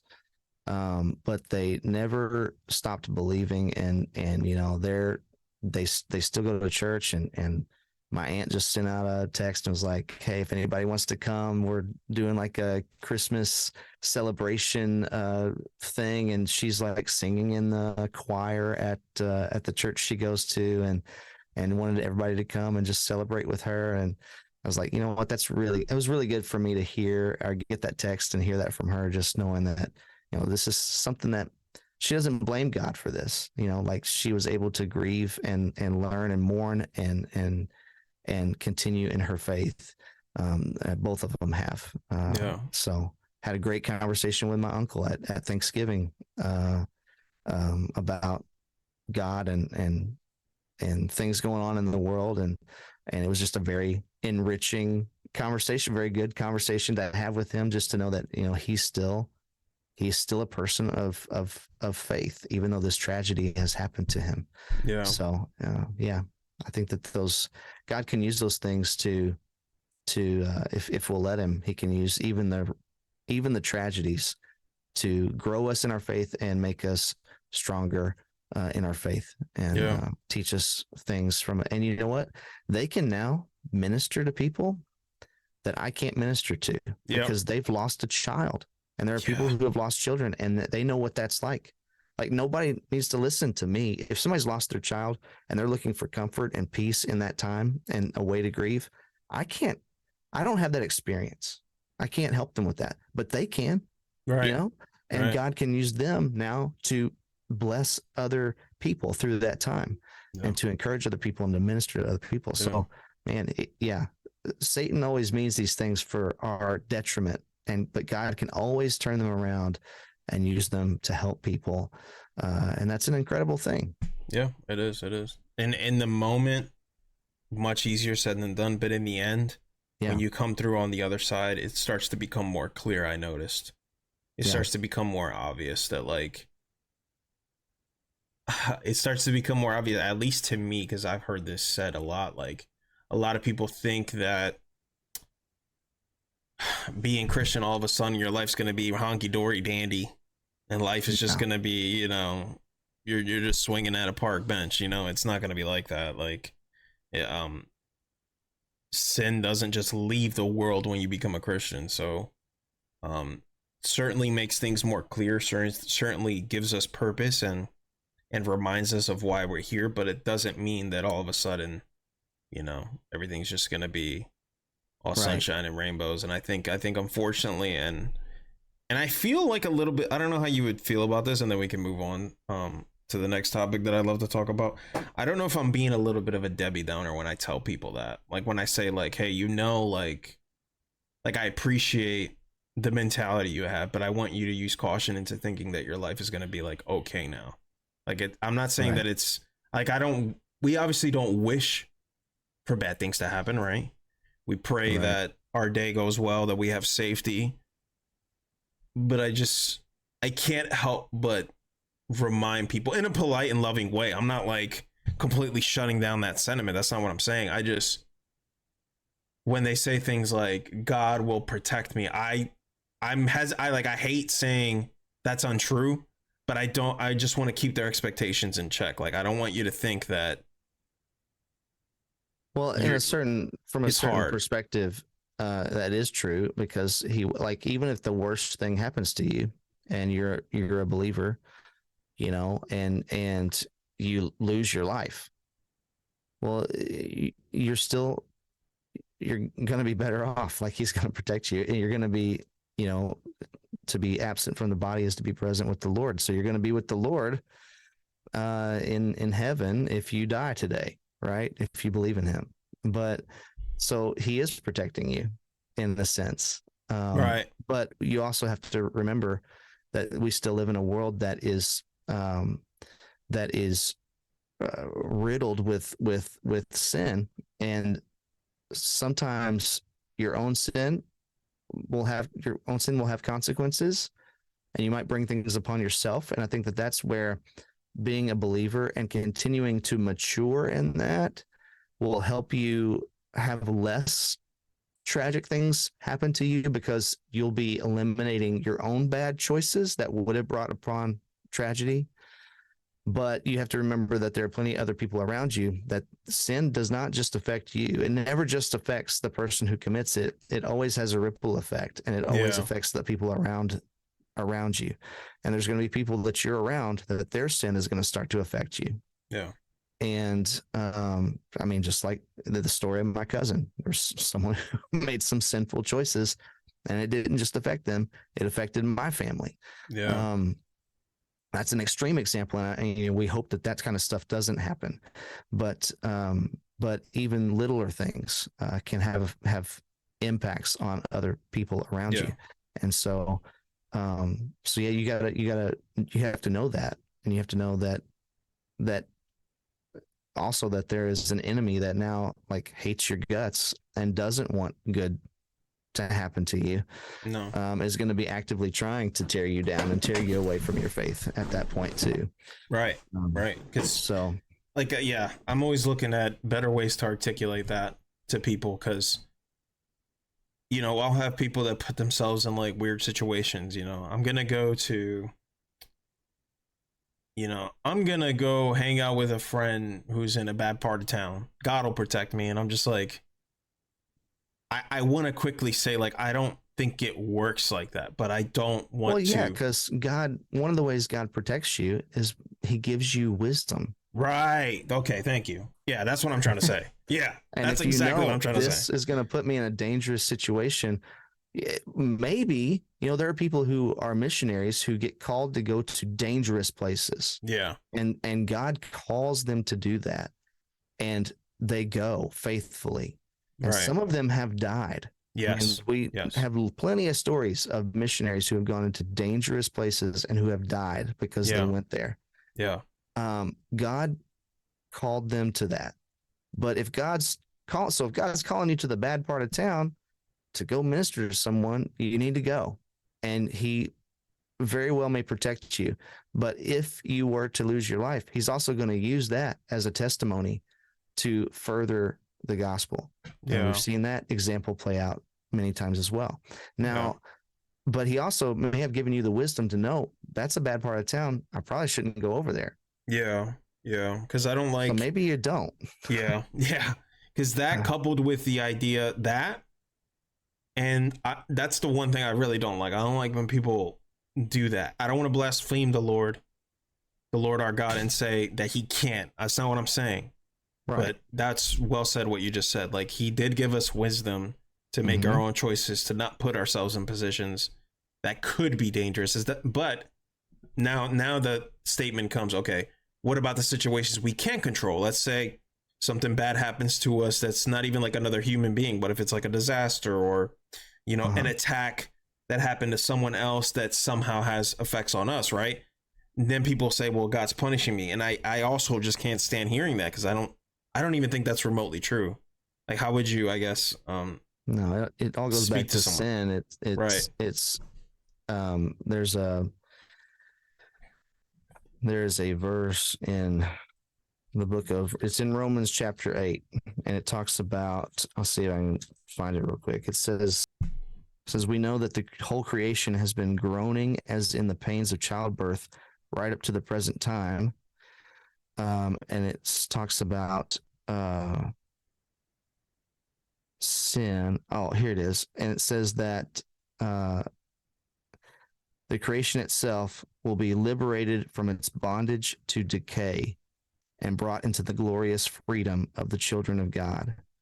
And so essentially what this is communicating is that sin has wrecked the world, like not just human life, but creation itself.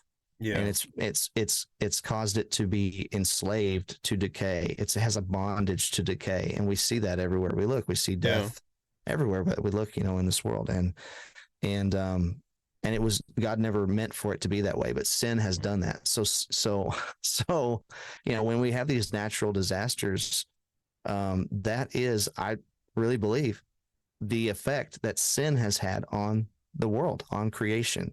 Yeah. And it's not God punishing you. It's the consequences that we brought on ourselves. Yeah. Because of sin. Yeah.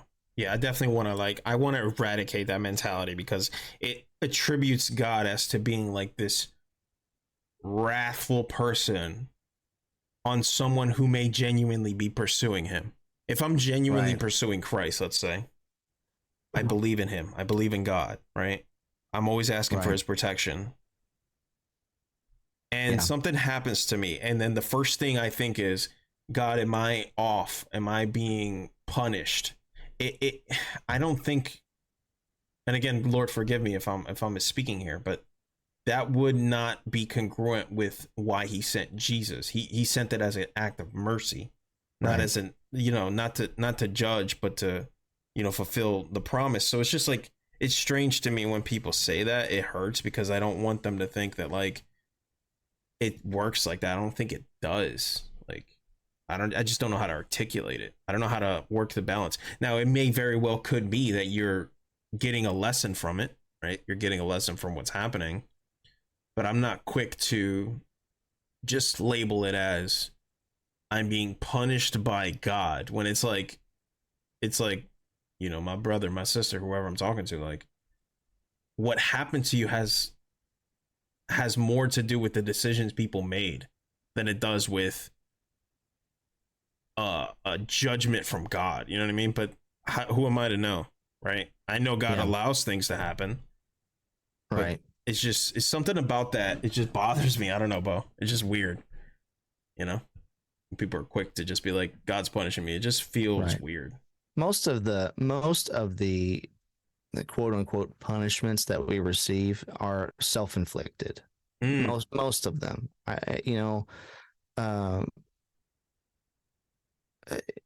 and they're usually not like hurricane sized. They're not usually not hurricanes, right? They're usually things, more everyday things, more everyday consequences. But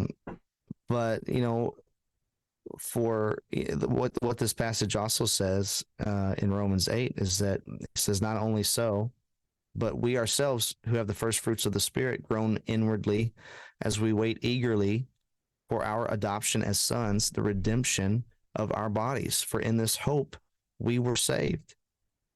And so, it's saying, hey, someday we're going to, all of this is going to be fixed. All of it's going to be perfected. All of it's going to be glorified. All of it's going to be like it was always intended to be. Yeah. And we wait eagerly for that day, and we hope for that day. But that hope, Paul says in another spot in Romans, he says that hope does not disappoint, that day is coming. And so it's not just a far off, distant, unattainable hope, but that it's actually going to happen. Right. And all of those things are going to be fixed. I probably should have a closing thought there, but I don't know what it is. No, it's okay. It's okay. I get what you're saying. It's like it continues to give hope, basically, without looking at it from like the lens of like it's all grim and bad. I know the Bible also talks about like celebrating when bad things are happening, because, and the way I look at it is like it's an opportunity to show God that you're still true to his word despite what's happening to you. I feel like a lot of times we're quick to turn to sin when things are going wrong, versus looking at it as an opportunity that despite the things that are going wrong, I am still going to stay true to what you've taught me. Yeah. So, but yeah. It's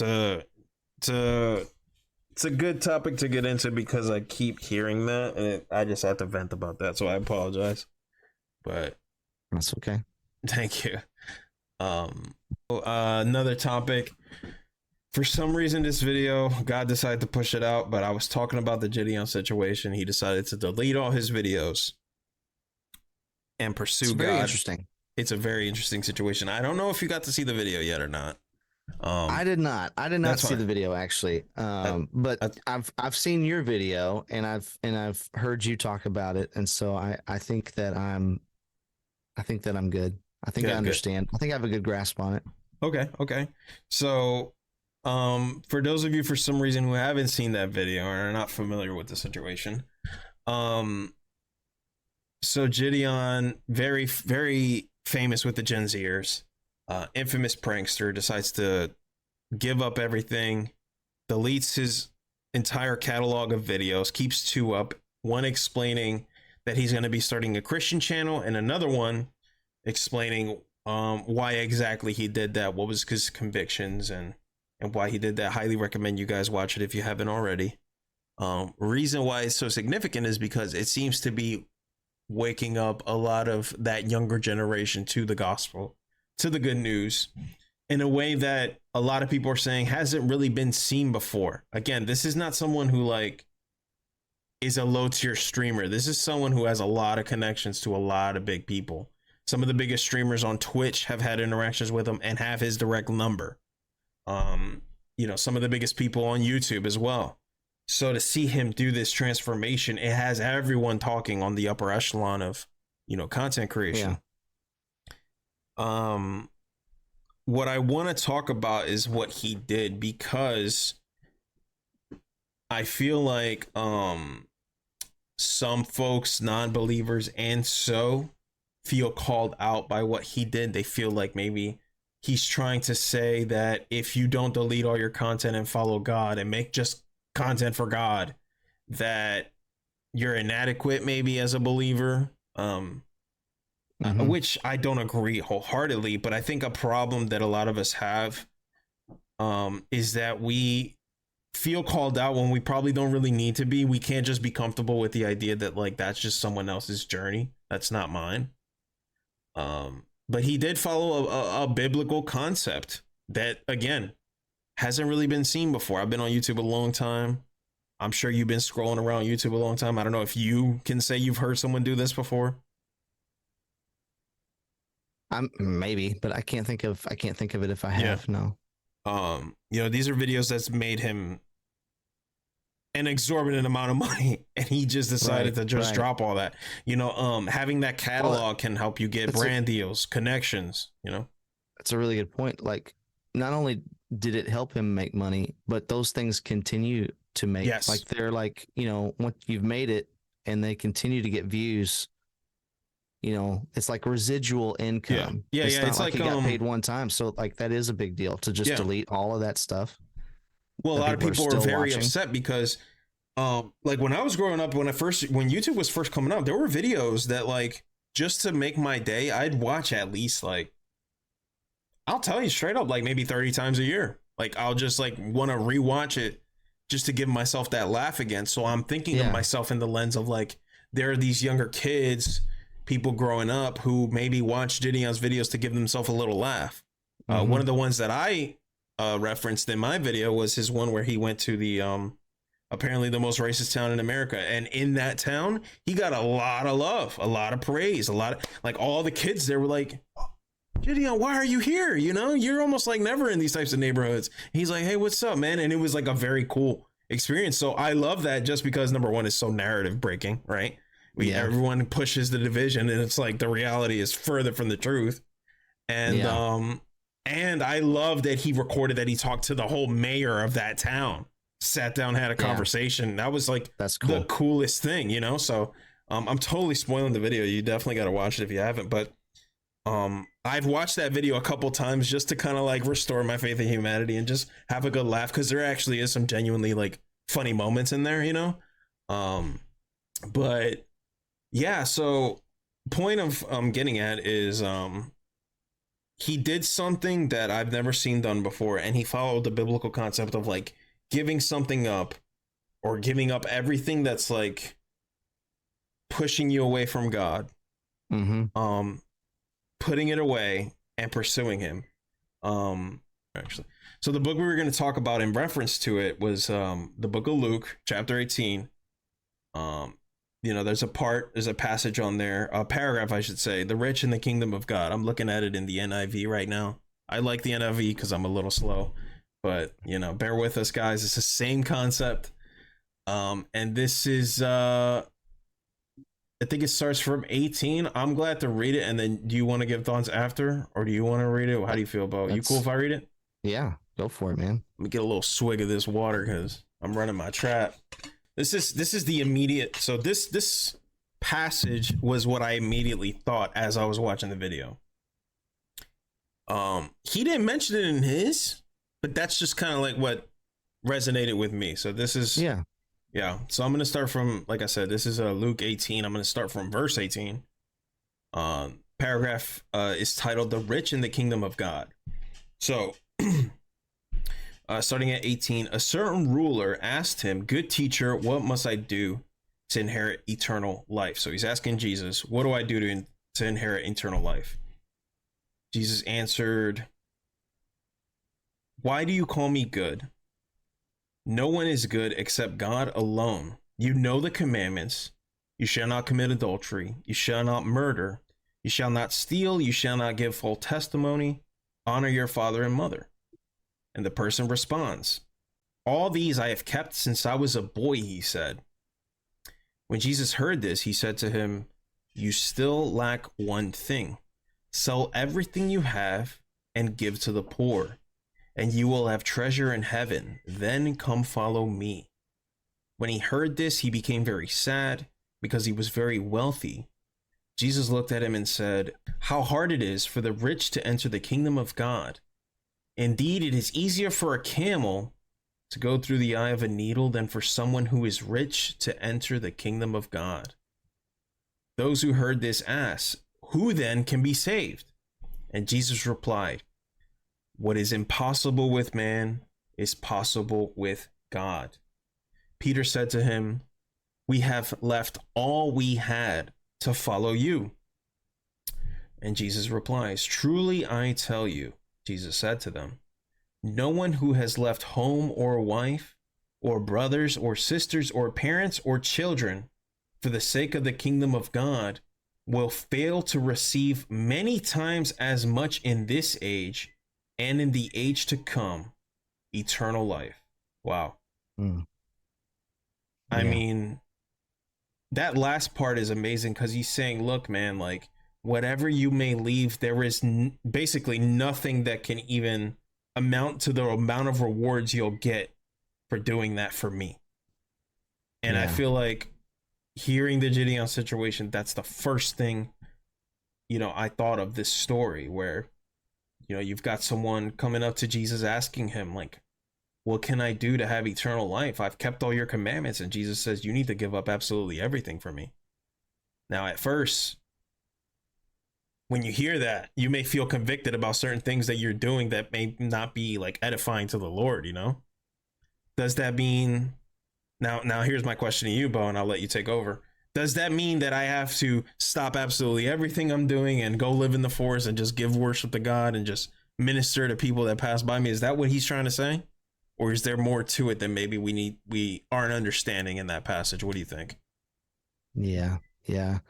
No, it's we're never ever called to distance ourselves from society.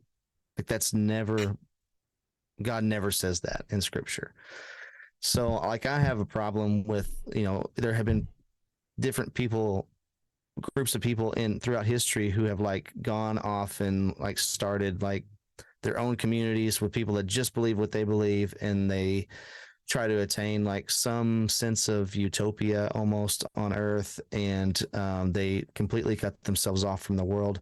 And most of those groups of people don't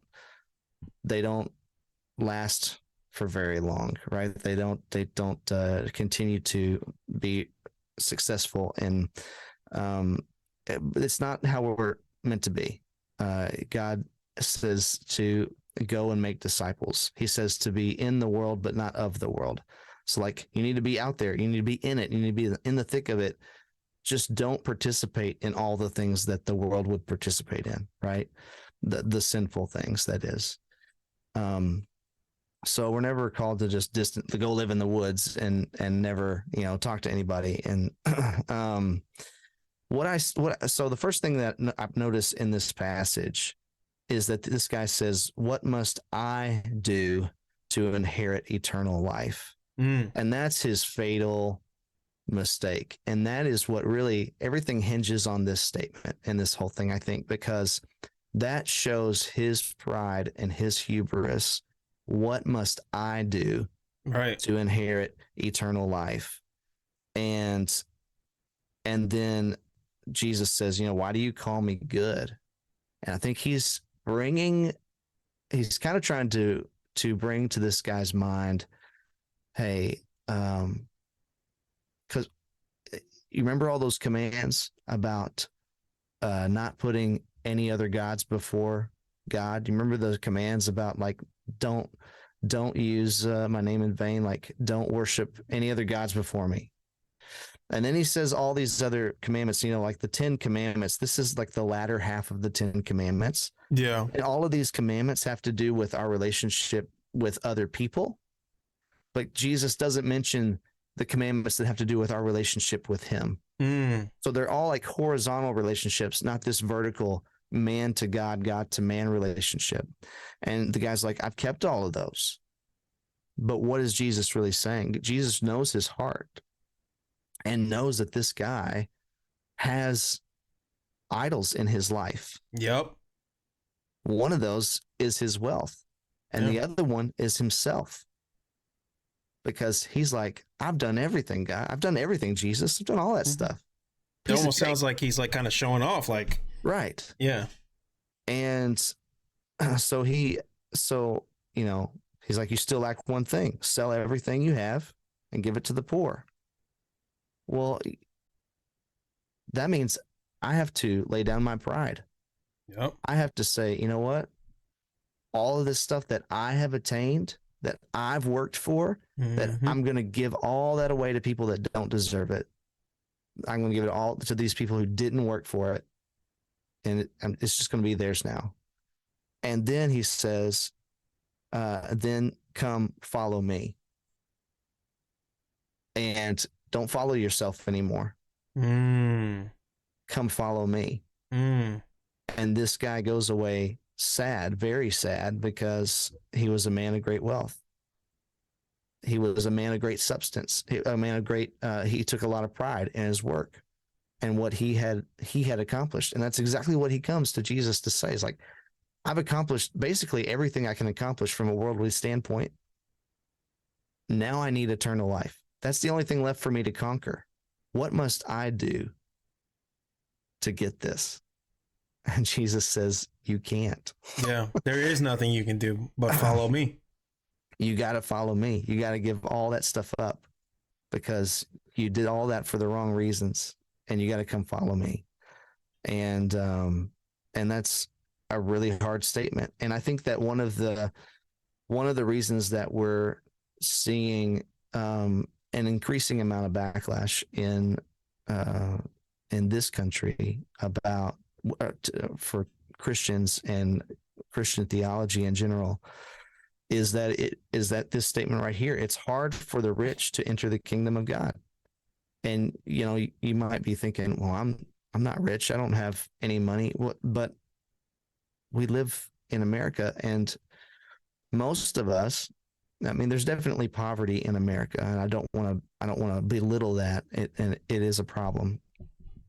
But a lot of people, most people, they're not living in a dump. They're not eating out of the trash. They're not, like, statistically, we're still a very rich nation, a very privileged nation compared to other places in the world. And sometimes I think that wealth has caused us to say, man, look what I've attained. Look what I've accomplished. What is my need for God? I've done all this stuff. And it makes it hard to lay that down and to say, you know what, I do need God. I do need him for eternal life.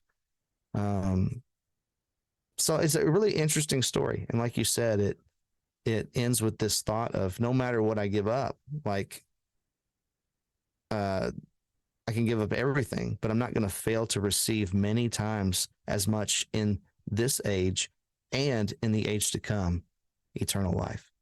Like, the reward doesn't just happen one day in heaven one day. It starts like now. There's reward in it now. Yep. And reward, like we've already said in this podcast, is not always monetary. Right. There are other things that are good, that are blessings that you can't measure by money. You remember the old I can't remember if it was Visa or MasterCard. I think it was Visa.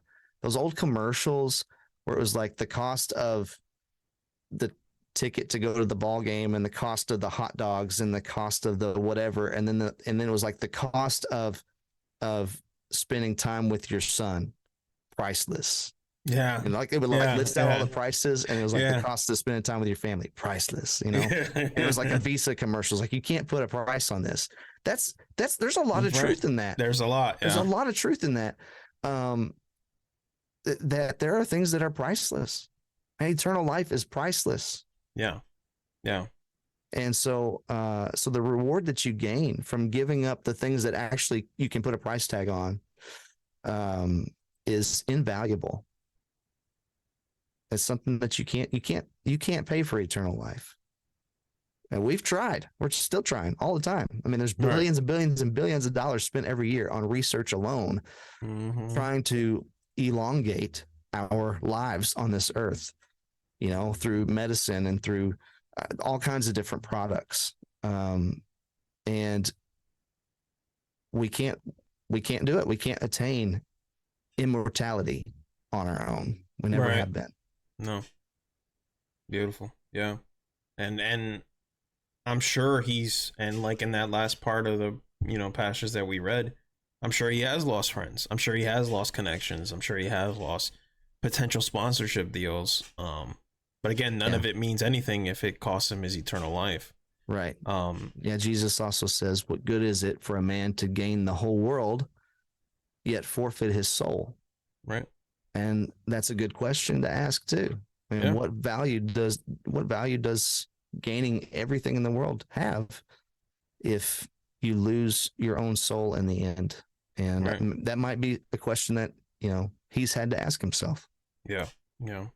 And he gives great reasons in the video on why he was personally convicted. But there's been numerous times also where he has come out and say a lot, especially in his streams, that he truly does believe that you can be a content creator and not sacrifice your integrity. And I certainly agree with that. I think there's a way to go about doing it. People are called in much different ways. He was called to do this. This is something that he felt compelled to do. And it, to me, in my personal opinion, it worked, because I feel like it's one thing to say like, hey, I'm going to go follow God. It's another thing to do that, then delete the videos that you feel were causing you to stumble. I feel like it just calls your attention doing that. You know what I mean? Yeah. It almost shows that you're like a little more serious than I think we're giving you credit for. Because a lot that was what a lot of people kind of had problems with. They were more like, nah, it's just another phase, you know? We're doing that. It sends a different kind of message, you know? Right. You know? Yeah. It's almost like if you got yourself a home, and then everyone knows where you live. Oh yeah, that's Yugi's home. It's the one with the you know, the yellow road. It's real cool looking. But then I sell it and I give it all to the poor, and I say I'm gonna go be with God. I'm not saying this is what he did, but I feel like there's a different tone to that. I feel like that story travels much further. They'll be like, wait, he gave up the house and followed God? Yeah. And I feel like I've heard people do that before. You know, a lot of people be like, you remember so-and-so? Yeah, man, he gave his life up to God. Now he's like, calm down. You know, he's a different person. I don't know if you've heard this before from maybe some friends or relatives, like, and you hear that and you're like, wow, you're almost like something about this God thing, you know? What's going on? Yeah. Why's it got people doing things that like seem illogical almost? Yeah.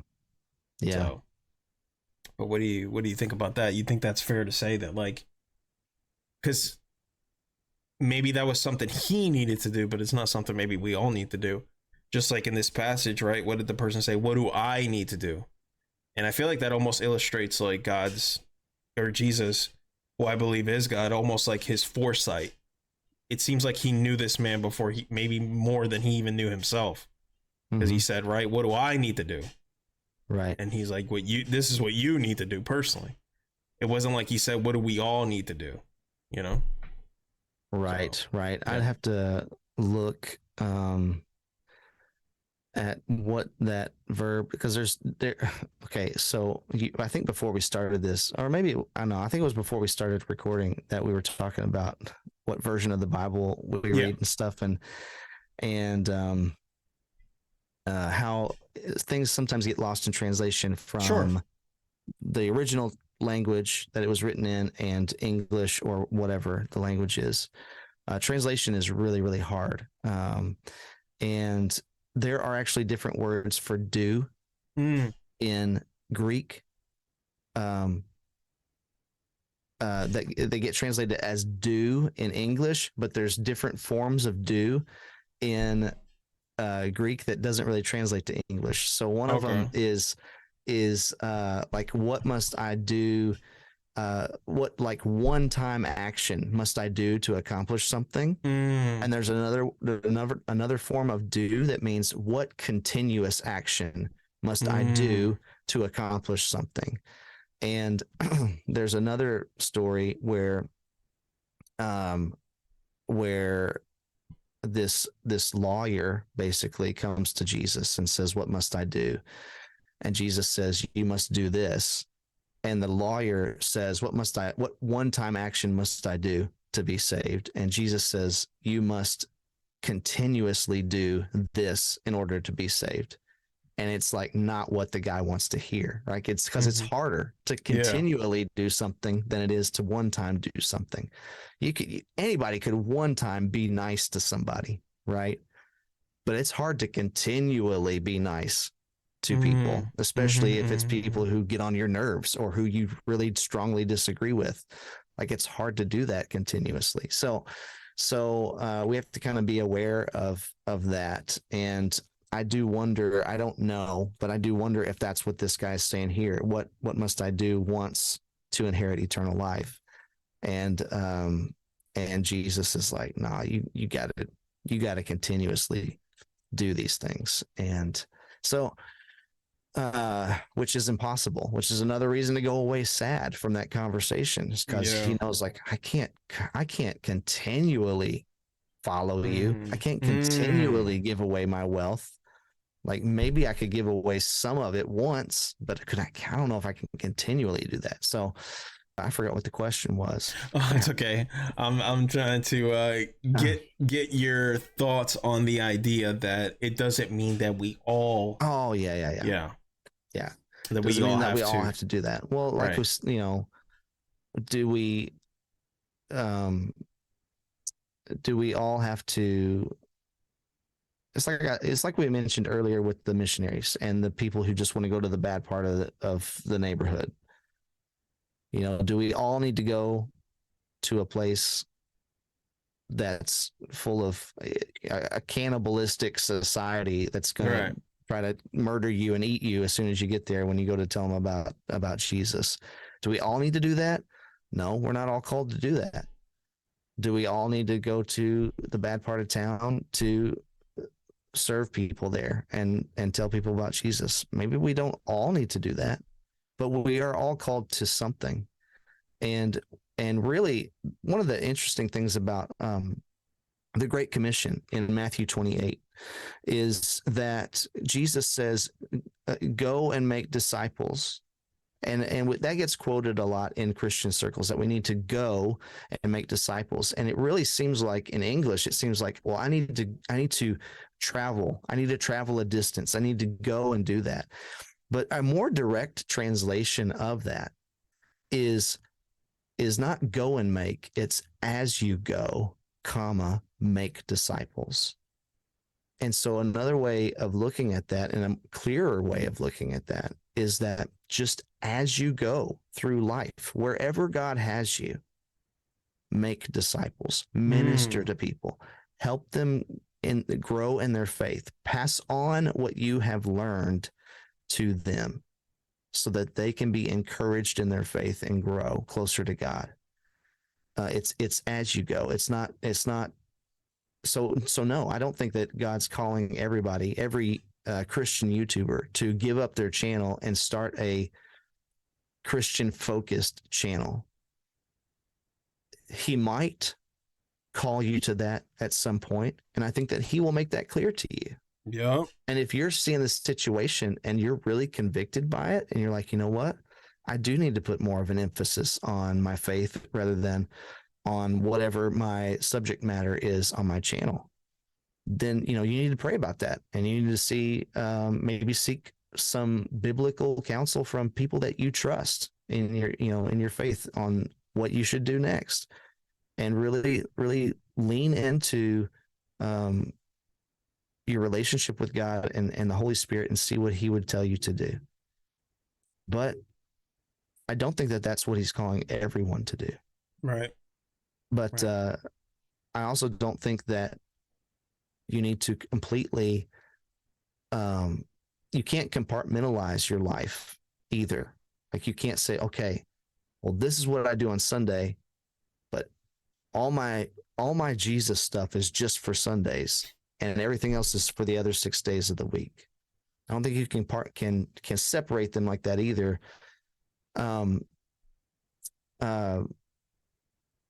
Sometimes when I'm doing Bible studies and teaching, which I don't do that on my channel really, but I do it. Well, I do bring up faith on my channel, but I don't. That's not what the channel is about, like 100%. It's in there, but it's not. So, but when I do teach Bible studies, other times of the week offline, sometimes what we talk about is like identity, and we talk about how faith should play out in your life. And sometimes I'll say to the people that I'm teaching, I will say that I tell them, I say, what you do is not who you are, but who you are should have a tremendous impact on what you do. Well said. Meaning that, the whether I choose to do a righteous thing or a sinful thing, that doesn't impact who I am in Christ, because Christ says that I'm his. I was bought with a price. I'm a child of God. I am holy. I am sanctified. I am justified. I'm all these things. I'm righteous in Christ. So my choices don't change that. That is who I am according to God and his word. But according to God and his word, who I am should impact the choices that I make, and the person that I am should have a tremendous impact on that. It doesn't mean I'm always going to make the right choice, but the wrong choice doesn't mean it changes who I am either. Does that make sense? That does. So I think that when it comes to just practical everyday life, it doesn't matter if you work in a factory, if you're a welder, if you're a doctor, if you're a YouTuber, it doesn't matter. Who you are in Christ should have a tremendous impact on what you do in your workplace, on the choices you make, on how you treat people, on how you speak to other people. And sometimes that might mean you need to be vocal about your faith. And sometimes it might just mean, other times it might just mean that you need to just be there for people. Just like show kindness, be encouraging, smile, be happy. Like you were talking about earlier with Christmas, just be happy. Like be a ray of light in somebody else's life that day, and there's space for all of that in our everyday life and in our workplace. And that's going to change day to day, I think. And so, yeah. If you're talking about a topic and it's natural, it becomes natural for you to talk about Jesus, no matter what the topic is. In your YouTube video, do that. Like don't go to bed with a guilty conscience because you knew you were supposed to say something and you didn't. That's not worth it. No. But I don't think that God is calling every Christian YouTuber to leave their channel and the things that they've been working toward, to start something else. I don't think that that's true either. But as you go, make disciples. Very well said. Yeah, I love that. And to further kind of like push it home, like, when it comes to like what we should all do, it may not necessarily be just that. It may be something else in your life that you need to turn away from that's stopping you from pursuing Jesus. Like, I think it's perfectly plausible to have a channel that you're working on, or have something, right, whether it be career related, hobby related, that you're pursuing, that you're enjoying, but it may be blocking you from having that intimate time with God, having that intimate time of study, having fellowship with maybe other believers who may need that. Maybe that could be more in line with what it is that our convictions are telling us, you know. um Everyone's different, like you said, and I think you worded it very, very well there. But that was something that I wanted to add to it too. It doesn't necessarily always have to be like give up everything in the sense that like you shouldn't even work anymore, right? Because maybe you're in an environment that is difficult to be consistent with the way of Jesus's teaching. It may be difficult, but maybe that also is the exact reason why you're there, right? It may be a very unchristian environment. You may be, like you said, that ray of light that people need, that you know, that God put you there for a reason. So doesn't always necessarily mean literally give up everything. I think it may mean like you need to give up something that's blocking you. Well, it could be. And in the case of the story that we read here in Luke 18, you know, that guy had stuff that he needed to give up in order to really give himself to God. Right. There were things that were keeping him from that, and those things were causing him to sin. Right. And in JiDion's case, you know, there were things that maybe he was doing on his channel that he was like, you know what, this is keeping me from growing in my faith. And I think that, you know, what I've gleaned anyway from the little bit that I know about the situation is that that is true, that he felt like this was keeping him from growing closer to God and from really you know, expressing his faith in a fruitful way. Right. And so he's like, I need to let that go. And so that might be the case that you're in too. Maybe there are things that you're doing or saying that aren't glorifying God, and glorifying God doesn't always mean that you are saying his name or saying, you know, praise God for this. And you don't have to say that every second of every moment of your life, you know, but it could mean, well, maybe instead of saying things with these certain choice words, maybe I cut certain choice words out and I say it a different way. Or maybe, you know, like maybe I just don't talk about, or maybe I stop participating in this certain action. And that doesn't mean I have to give up my whole channel or change my entire life, but it's a pruning. And the Bible talks about that too, about how God prunes us. And so when you're like sometimes, you know, with gardening or like even landscaping, you know, like the bush in front of your house might get too big to where there's like dead branches on it, or it's like covering your front porch or your door or whatever, and you can't get into your door because the bush got too big or whatever. Like, so you gotta trim back the branches and get it healthy again. You know, it's the same way with trees. Like sometimes like fruit trees, like they'll have a dead branch or whatever, and it has to be cut out so it doesn't affect the other branches that are alive. And there's a pruning in that, and it's a cutting away of something. But we don't just chop down the tree, you know, unless the whole tree's dead. But if the tree can survive, you don't cut the whole tree down. It can still produce fruit. You just cut out the parts that are keeping it from being as fruitful as it can be.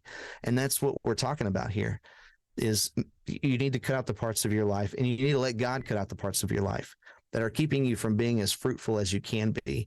And it seems like, again, from me knowing very little about the situation, that was his situation.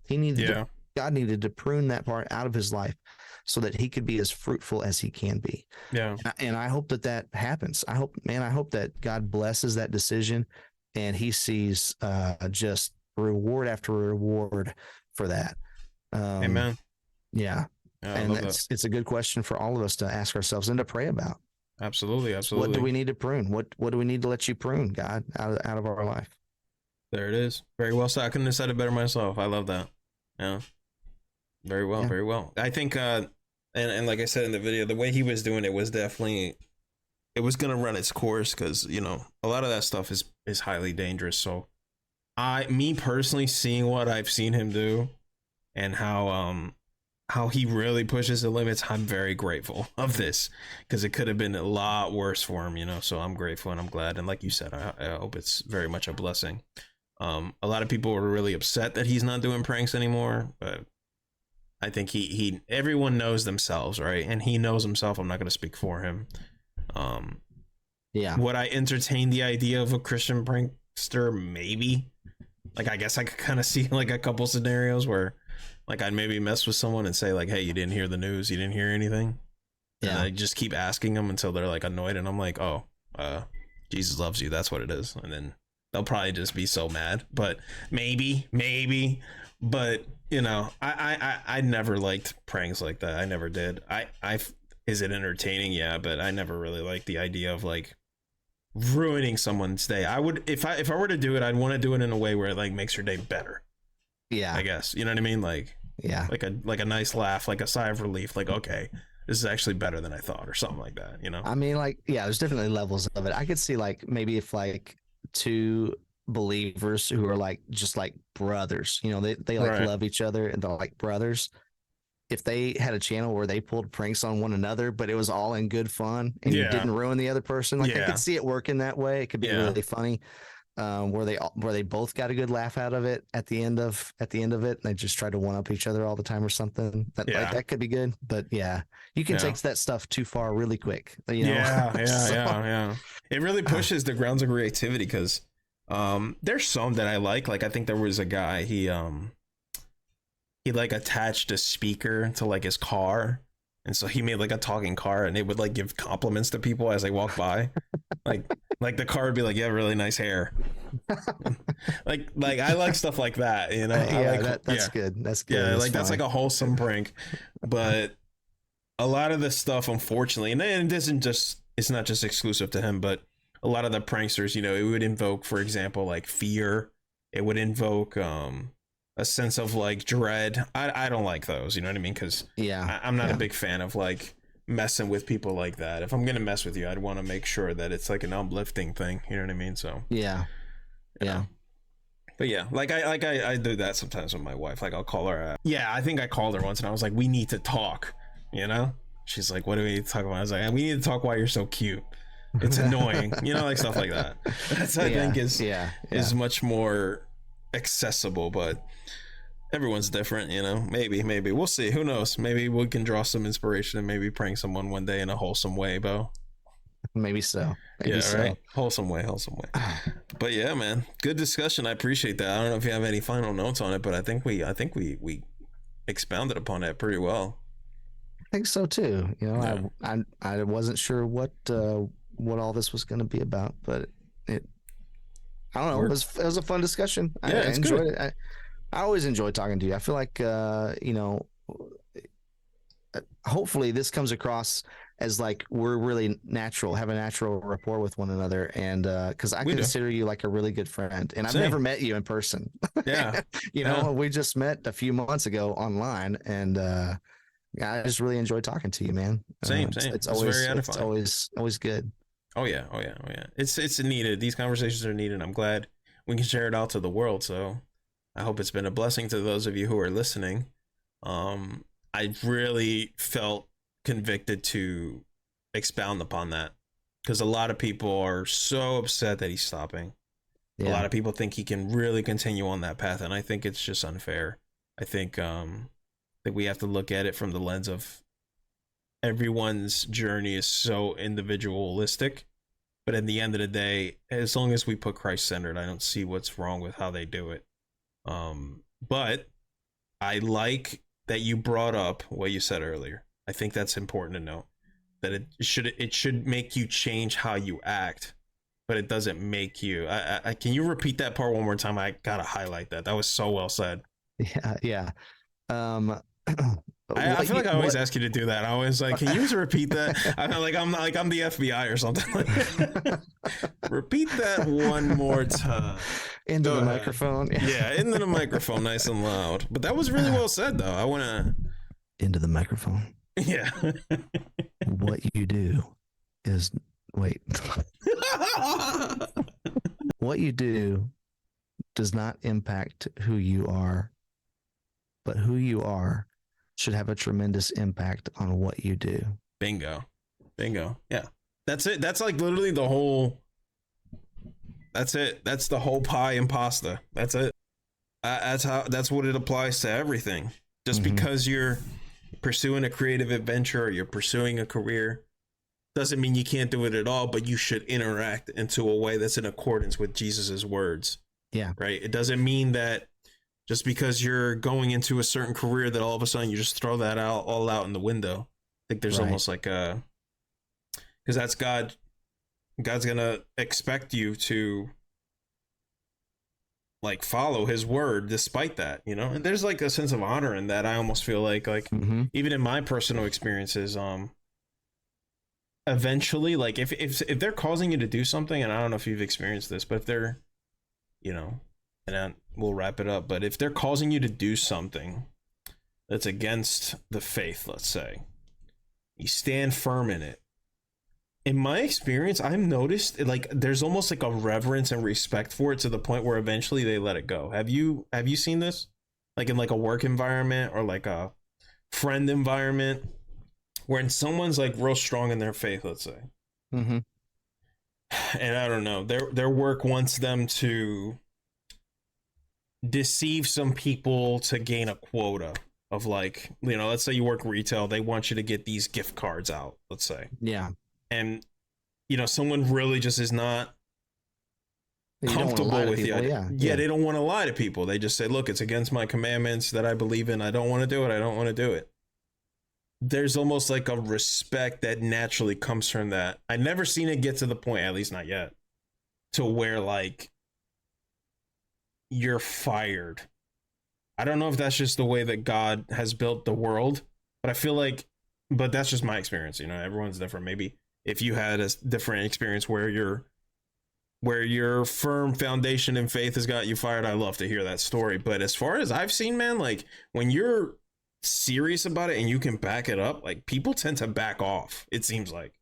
Yeah. But I don't know. Well, my own experience in the I've never been fired. I'm starting to hear stories Mm, of people like in the last couple of years. I've started to hear some stories about people getting fired because of their faith, and which is illegal, but it yeah. is starting to happen anyway. Wow. Hopefully an end comes to that, but in my own experience, no. But I'll tell you this: in starting a job, like interviewing for a job, I am upfront with people, and I say, Mm, look, I am a Christian, and I want to work here. I want to work with you all, but I can't work on Sundays, or I can't work at these times because I want to go to church with my family, you know. And so I'm just upfront about it. And what I have seen is that people are like, okay, and they work with me on it. You know, I've had that happen at multiple places, where they're like, okay, yeah, we that won't be a problem. We won't schedule you for that day or whatever. And and if I know any other dates, even just starting at the job, if I know any other dates coming up in the next 6 months where it's like, I'm doing this, I have this scheduled, and it's because I want to honor God in this way. They're usually really cool, and they usually appreciate the fact that I'm letting them know so far in advance, right? That I'm not just calling in sick when I'm not really sick, which is what I think a yeah. lot of people deal with, you know. Yeah. But that I've prepared, I've planned, I have this thing that I need to do to honor God, and this is the date of it, and if you could not schedule me for that, I would appreciate it.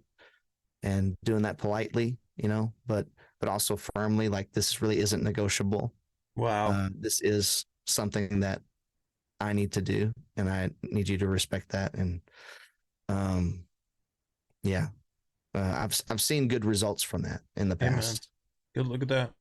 Yeah, see, that's a good example to set for those of us who want to navigate the workplace or navigate a career adventure that, you know, we want to be Yeah. we want to be careful with that and mindful of that. Yeah, Yeah, that's and good. I think the earlier you can do that with your employer, the better it works out, because um, I think it shows that, one, you're serious about it, and it shows, two, that you're not a flake, like you're not just blowing off work because something else came up.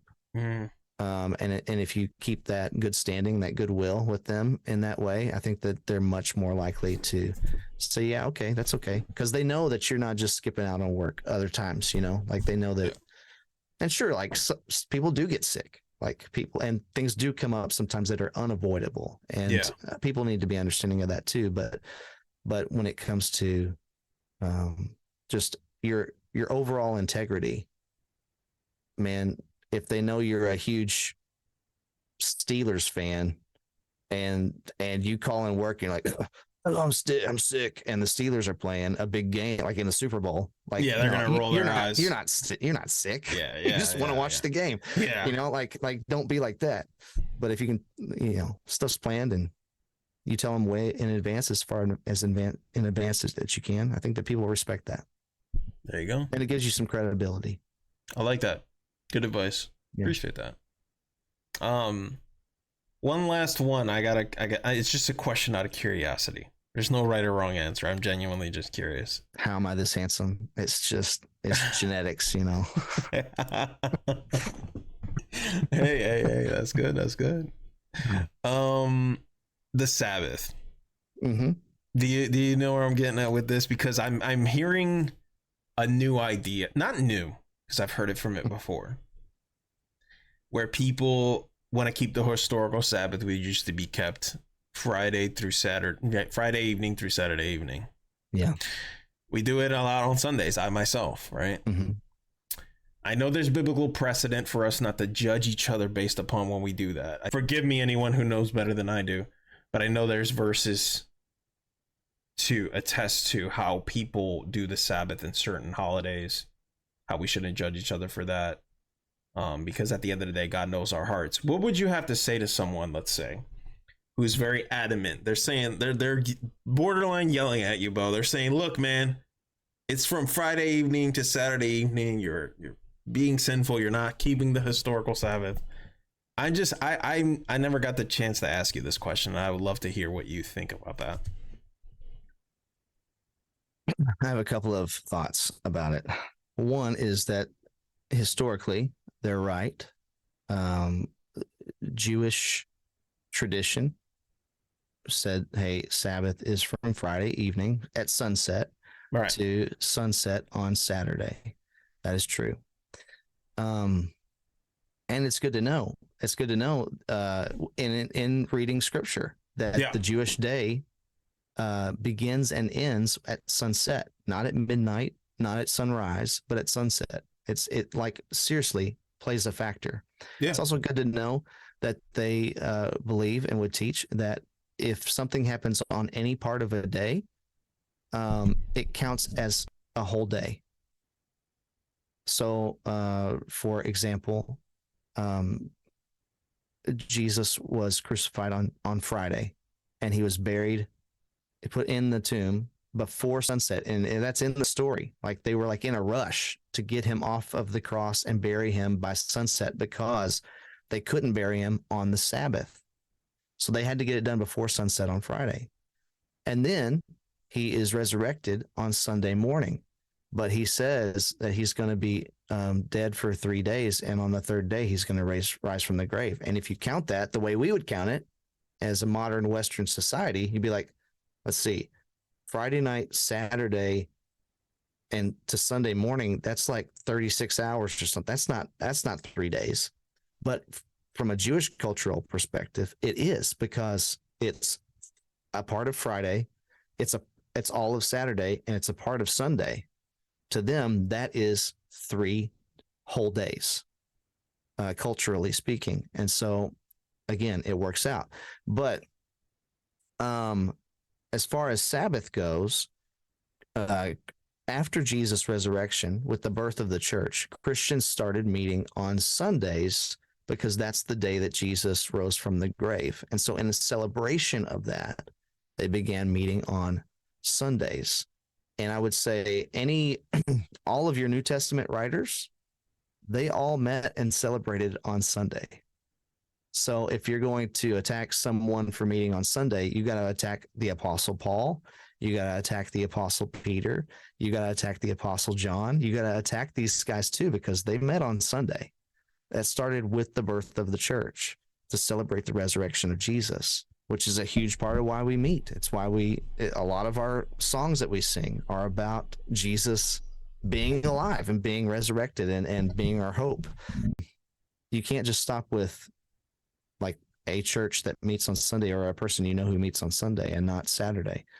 or practices that on Sunday. But here's where I'm going to elevate it to something beyond a day of the week. Here's what I believe, and here's what I believe Scripture teaches.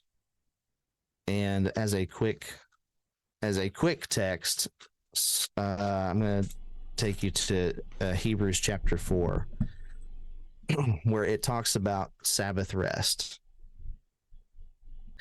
And in Hebrews chapter 4, it says, it talks about that on the seventh day, God rested from all his works. Like it quotes that from Genesis. And then it talks about, it says this in 4 verse, starting in verse 6 of the book of Hebrews, it says, it still remains that some will enter that rest, and those who formerly had the gospel preached to them did not go in because of their disobedience. So you cannot enter Sabbath rest because of your own disobedience. Okay, there's a choice that has to be made there. But then it says this, therefore God again set a certain day, like he had set the seventh day before, which was traditionally Saturday. But therefore God again set a certain day, calling it, and this is so important, calling it today, with a capital T, today. When a long time later he spoke through David, as was said before, today, if you hear his voice, do not harden your hearts. And then skipping down to verse 9, it says, there remains then a Sabbath rest for the people of God. For anyone who enters God's rest also rests from his own work, just as God did from his. Let us therefore make every effort to enter that rest, so that no one will fall by following their example of disobedience. Again, he's using the Israelites' disobedience as an analogy here in the wilderness from the book of Exodus, and how they didn't enter into rest because of their disobedience. But he elevates it. He is saying Sabbath isn't one day of the week. It's today. Whatever today is, you should be resting in Christ. Wow. That Sabbath rest should be happening not just a day of the week, but every moment of your life. Wow. He raises the bar because we have now been, as believers, in a spiritual sense, placed in Christ and Christ in us. And so every moment is meant to be a moment where we rest in his infinite strength and stop trusting in our own strength. Because what's the point of rest, physical rest to begin with? Right. It's to regain your strength. But Christ's strength doesn't run out. And so when we start trusting in our own strength, guess who I'm not worshiping? I'm not worshiping God. I'm worshiping me.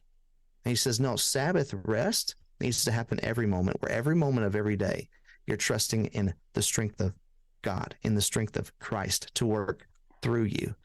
And that kind of rest will lead to a strength that never, ever runs out. Amen. That's what Sabbath is for the believer. Amen. It should be something that we diligently strive for, as it's said there in Hebrews 4. Look at that. Amazing. Now, I love that, and I firmly agree. For those of, I guess, the listeners who may say, well, it doesn't mean that the Sabbath was abolished, right? I want to follow the commandments. We're still called to meet together, right, and to worship together and to encourage one another. And that probably needs to happen at a scheduled, agreed upon time. And that's going to be some day of the week. But that day of the week is not what we're called to as our Sabbath. That is a time of worship. What we're called to as Sabbath should be every day. Amen. It's today. It calls it specifically today, whatever day it is. Yeah. I love that. So that's a good middle ground to have, because I feel like there are some, I'm going to be honest here, I feel like there's some hearts that get a little hardened because they're so fixated on the day. They're so fixated on, it needs to be the historic Friday to Saturday Sabbath. You know what I mean? Friday sunset, Saturday sunset. It needs to be that. I don't want to violate his laws. And I know everyone's conviction is different. That becomes a very a very legalistic way of looking at your faith, which is Right. one thing that Jesus came to free us from. And the New Testament talks about that too, that he's like, man, I came to set you free from the law. It says that the letter of the law is death, but the spirit brings life. And when you are so consumed with following the law, a law, it brings you into bondage where um, you have to spend so much time keeping the laws that you have no time left to minister to anyone else in your life.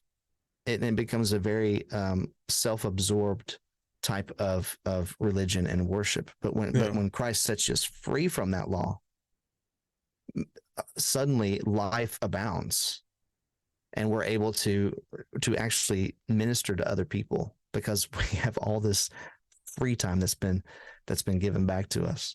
Yeah, it softens you because I feel like you know, and we're not going to get into it now. Maybe next podcast we will. But I know Matthew 23, Jesus talks about that pretty much directly, and how like being so legalistic kind of makes you a little more hardened of heart towards people, you know, to the point where I think Jesus calls them out because they were giving, you know, donations for their church and in the name of God, but they were neglecting their own families.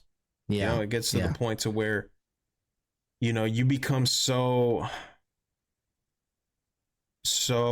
worried about keeping it and dedicating it to God that you forget to love those who are around you who may not understand things the way you do. And again, like Matthew 23, I mean Jesus said it better than in better ways than any of us ever could, you know. But I appreciate you kind of sharing that verse. I'm gonna definitely look into that because I want to come to a middle ground, because I hang around a lot of, you know, my local church, they go on Sundays. There's a lot of different groups that I interact with who gather on Saturdays, and I think there's a way that where we can reach a middle ground where we're not attacking each other, because that's just not productive. I just don't see that in the spirit of what Christ teaches. He was worried about your heart more than your actions. You know what I mean? And I think our hearts reflect where we really want to be, you know? So yeah, I appreciate that. Yeah, the truth is that you are free to meet as a church on Saturday. You're free to do that. You're free to meet on a Tuesday. Right. You're free to meet on any day of the week.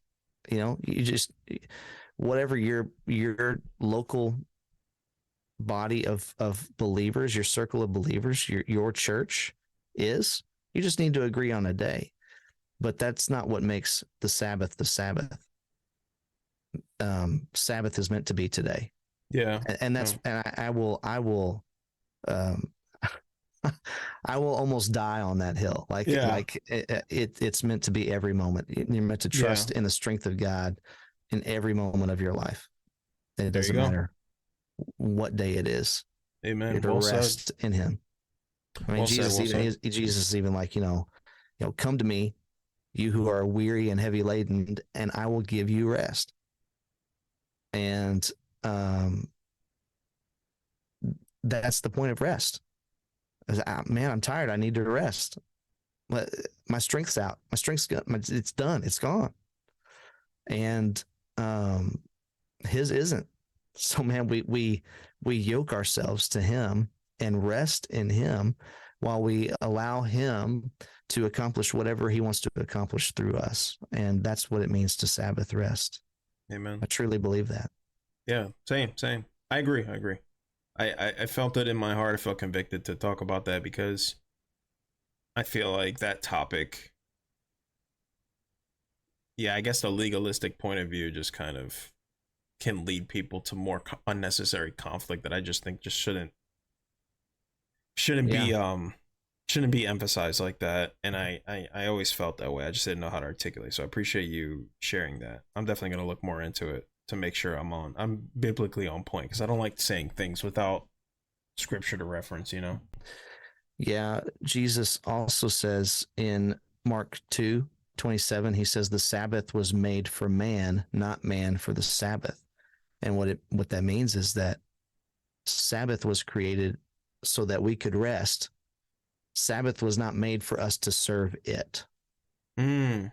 So we are not bound to it as some legal precedent, but the Sabbath was given to us as a gift for us to rest.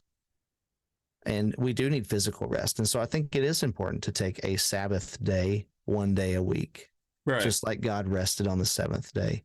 We do need to stop working and rest at times and get that physical rest. It's what makes, it's what makes like vacation so valuable, is to get away, get some rest, and then come back recharged for whatever it is that you do, for a living.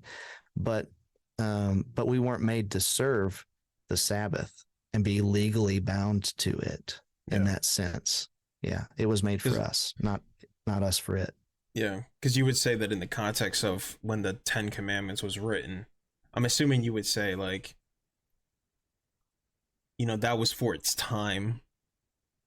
It's not like, because when they say keep holy the Sabbath, right? Mm-hmm.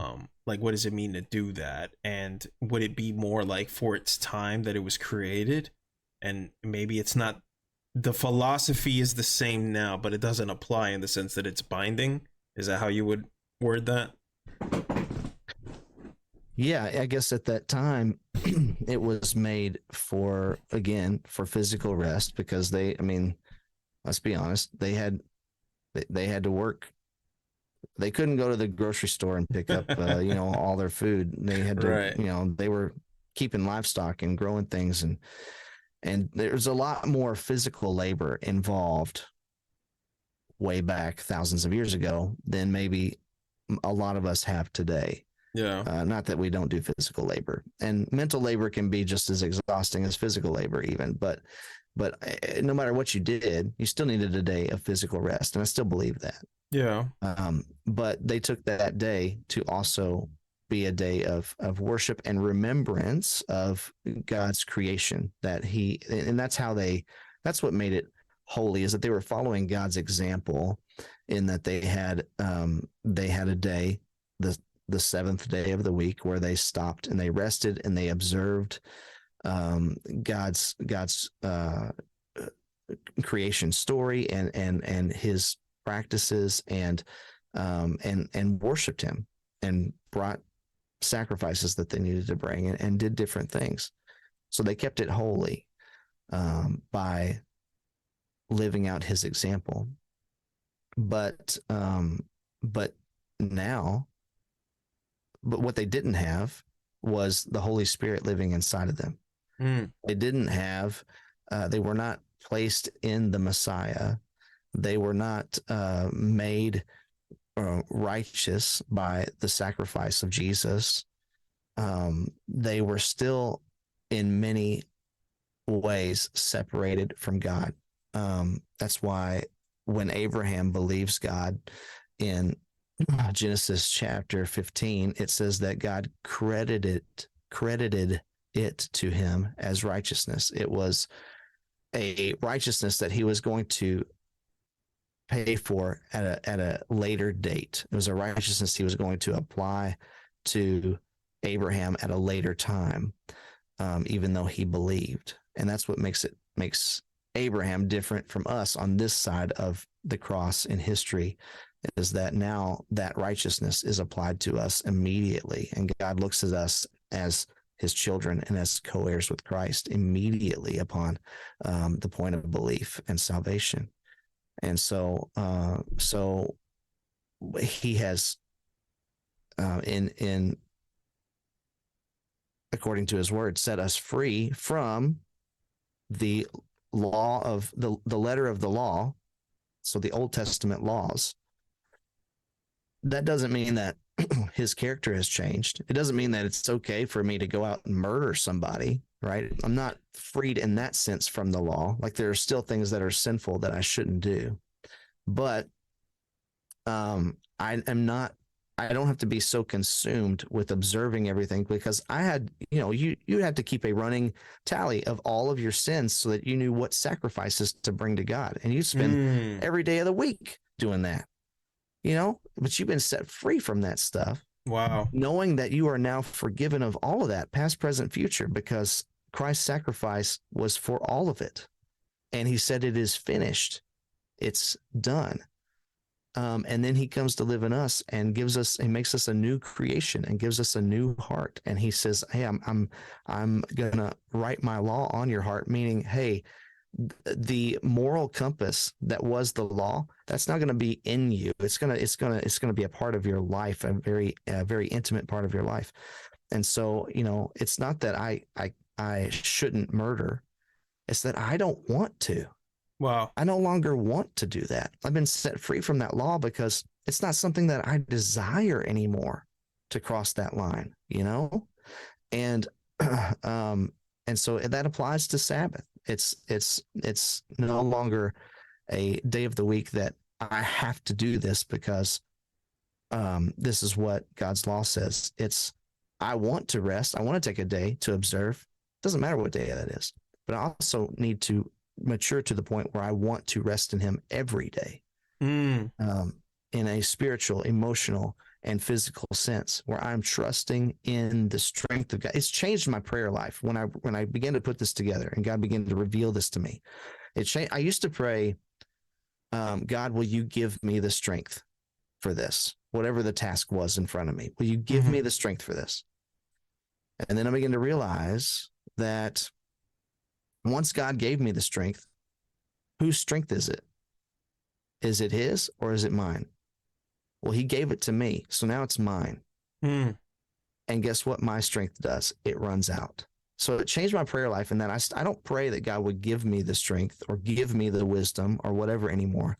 I pray, God, be my strength. Wow. Be my wisdom. Be whatever it is that I need.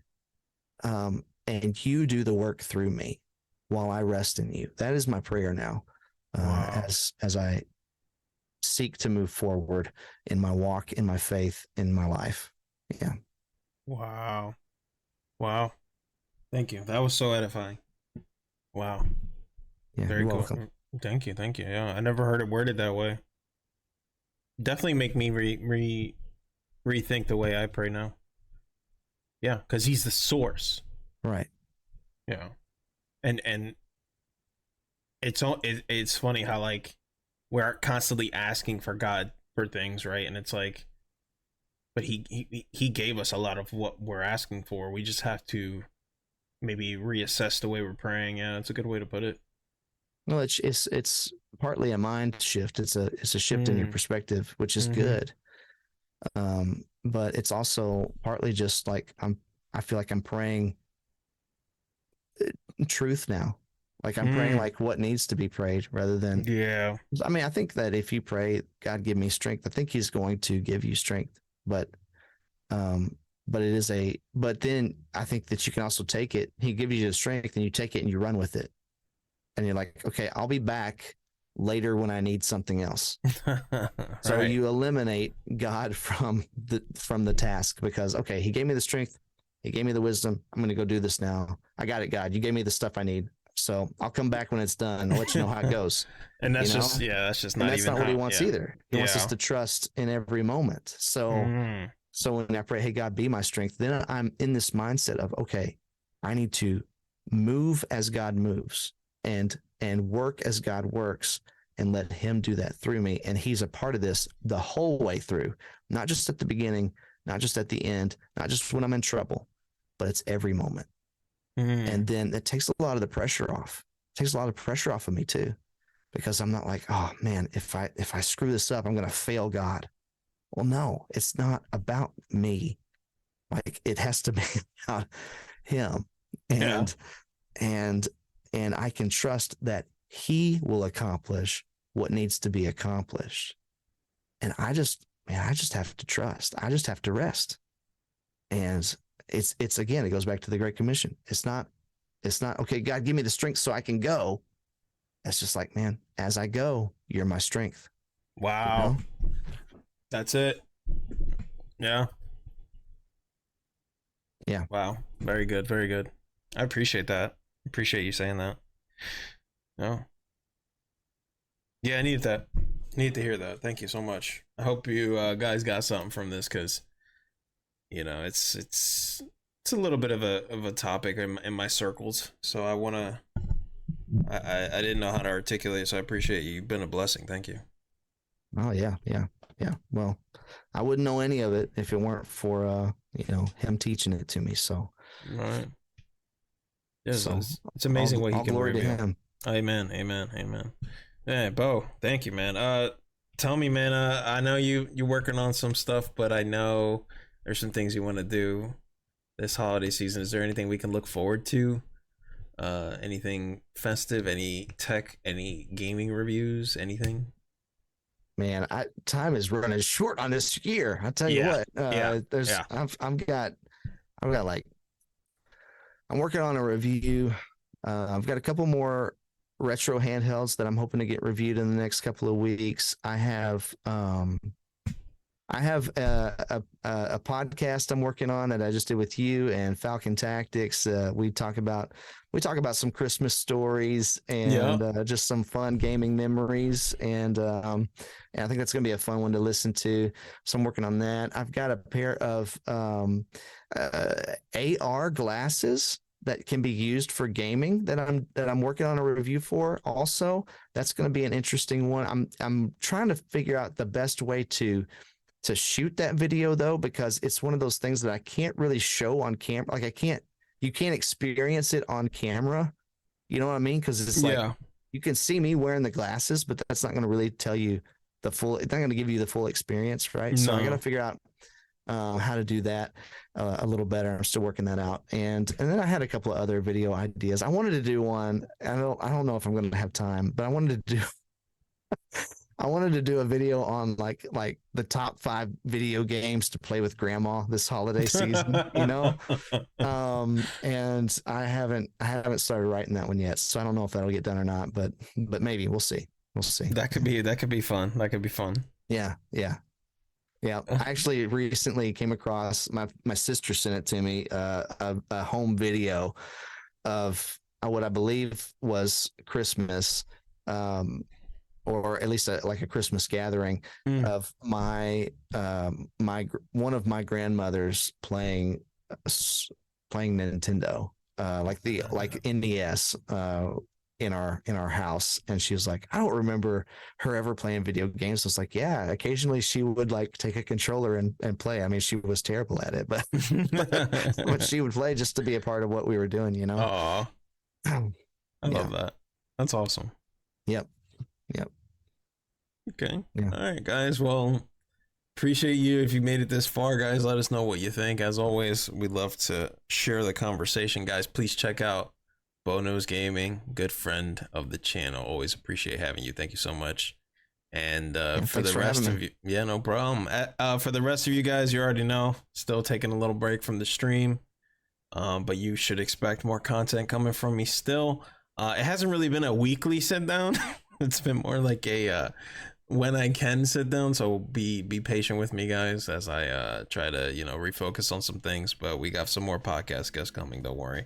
Like I said, I appreciate both doing this, guys. Wherever you are in the world, I hope you stay blessed. We appreciate it, and I will see you hopefully sooner than later. All right, so take care, and yeah, appreciate it.